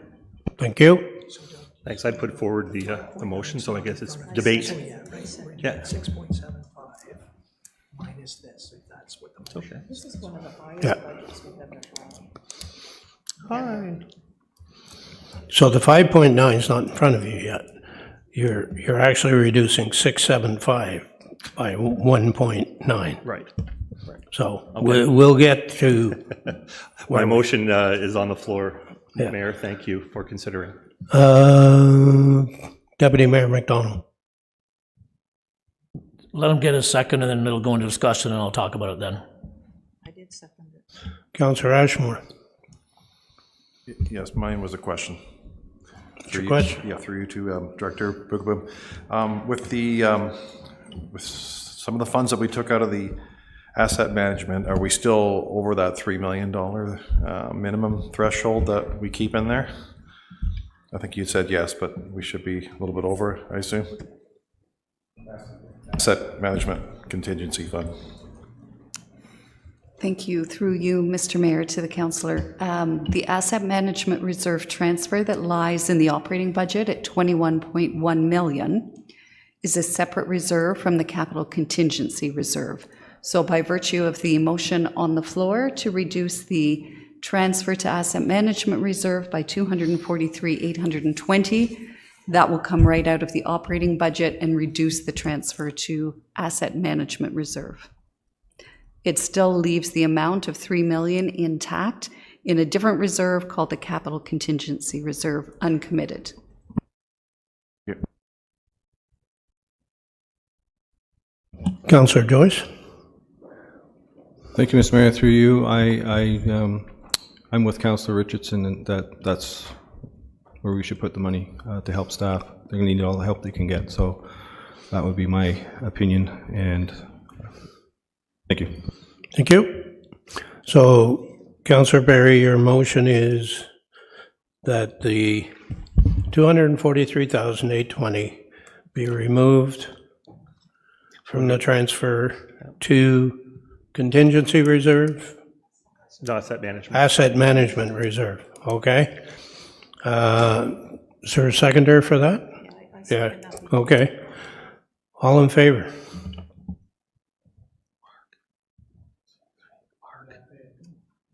That fails.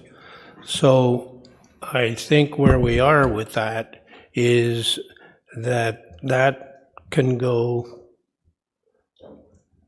it has to come out of the budget, that Emily Forest Track and Rest Area is coming out of the budget. The money will go back to the reserves, and you will have it to help reduce the 7.5 million. Is that correct?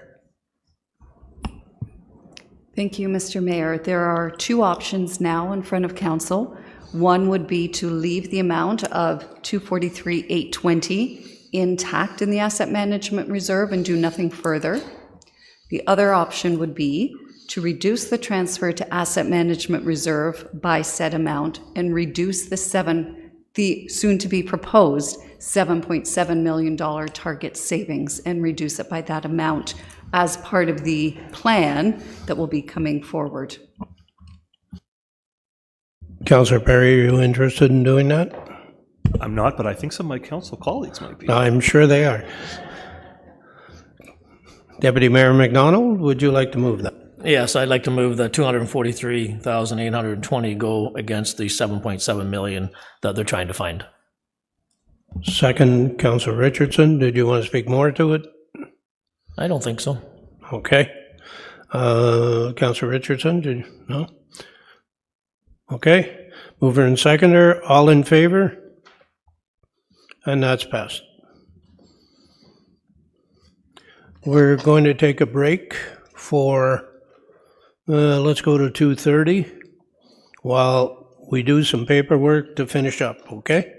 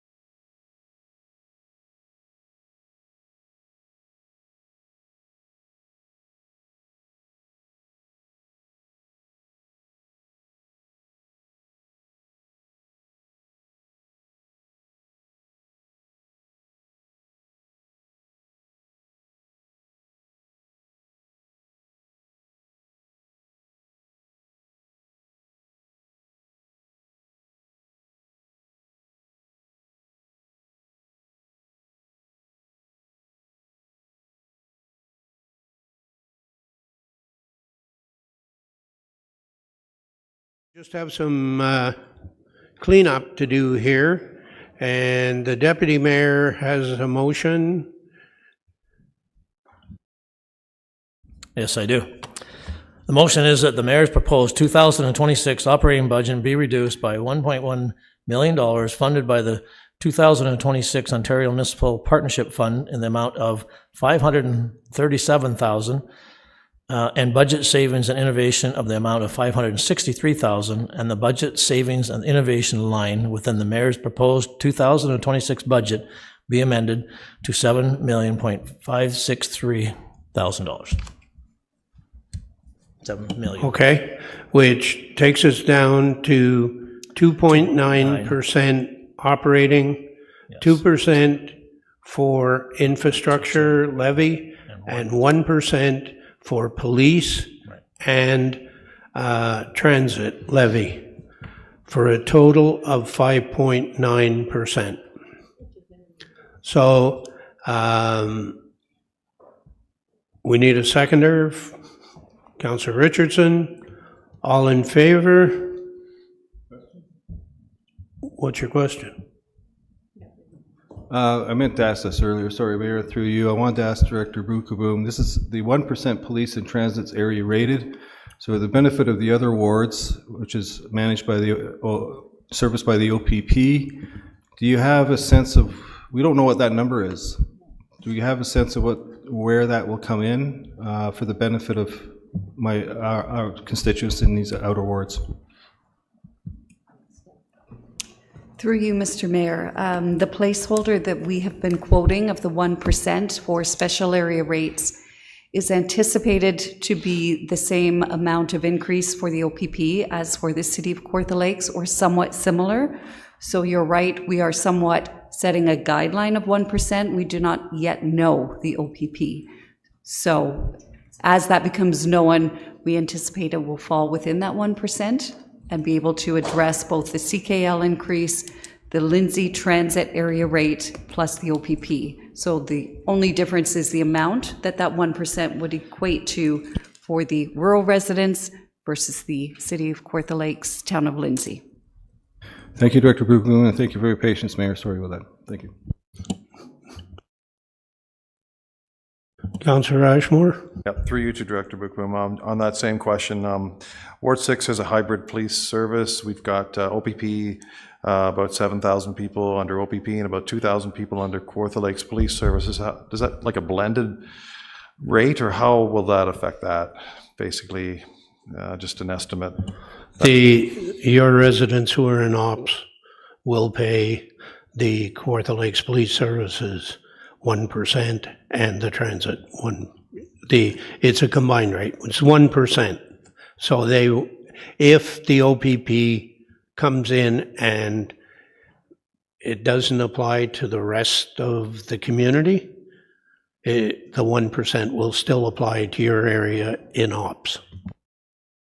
And the OPP, I know my tax bill is like $350, so it's well, like, we don't know. We don't know what's... But there is OPP, obviously, and if you're not under KLPS, you're under OPP, but is it the 1%, or is it, do they have... It will, then the 1% will apply throughout the municipality. All right. So we have a mover and seconder. All in favor? And that's passed. So I have no intention of challenging anything that was done today. So tomorrow I will issue a strong mayor bulletin that says essentially the 2026 budget is passed for all four budgets: water, wastewater, special projects, capital, and operating. And budget is completed for this year. Again, I want to thank everybody for, their good humor, their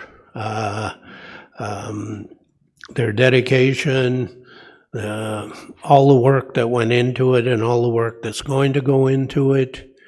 I think that it's been such a challenging year for all of us, and what we've done, I think, is in the best interests of our citizens. I know there'll be some out there who don't agree, but you can turn around and say, well, it's the mayor's budget. You know, so there is that, and yeah, thanks to everybody, and just, I know it's been tough, and, you know, the process is a little convoluted, and it's different from what we're used to, but believe me, working with staff, we've tried very hard to keep it as collaborative as we could and as inclusive as we could, despite the legislation dictating how strong mayor powers work. So with that, I look for a motion to adjourn. Oh, need a confirming bylaw first. Councillor Warren, seconder. Councillor Richardson, all in favor? And that's passed. Motion to adjourn. Councillor Yeo and Councillor Ashmore, all in favor? Thank you. Are we off the air, Erica?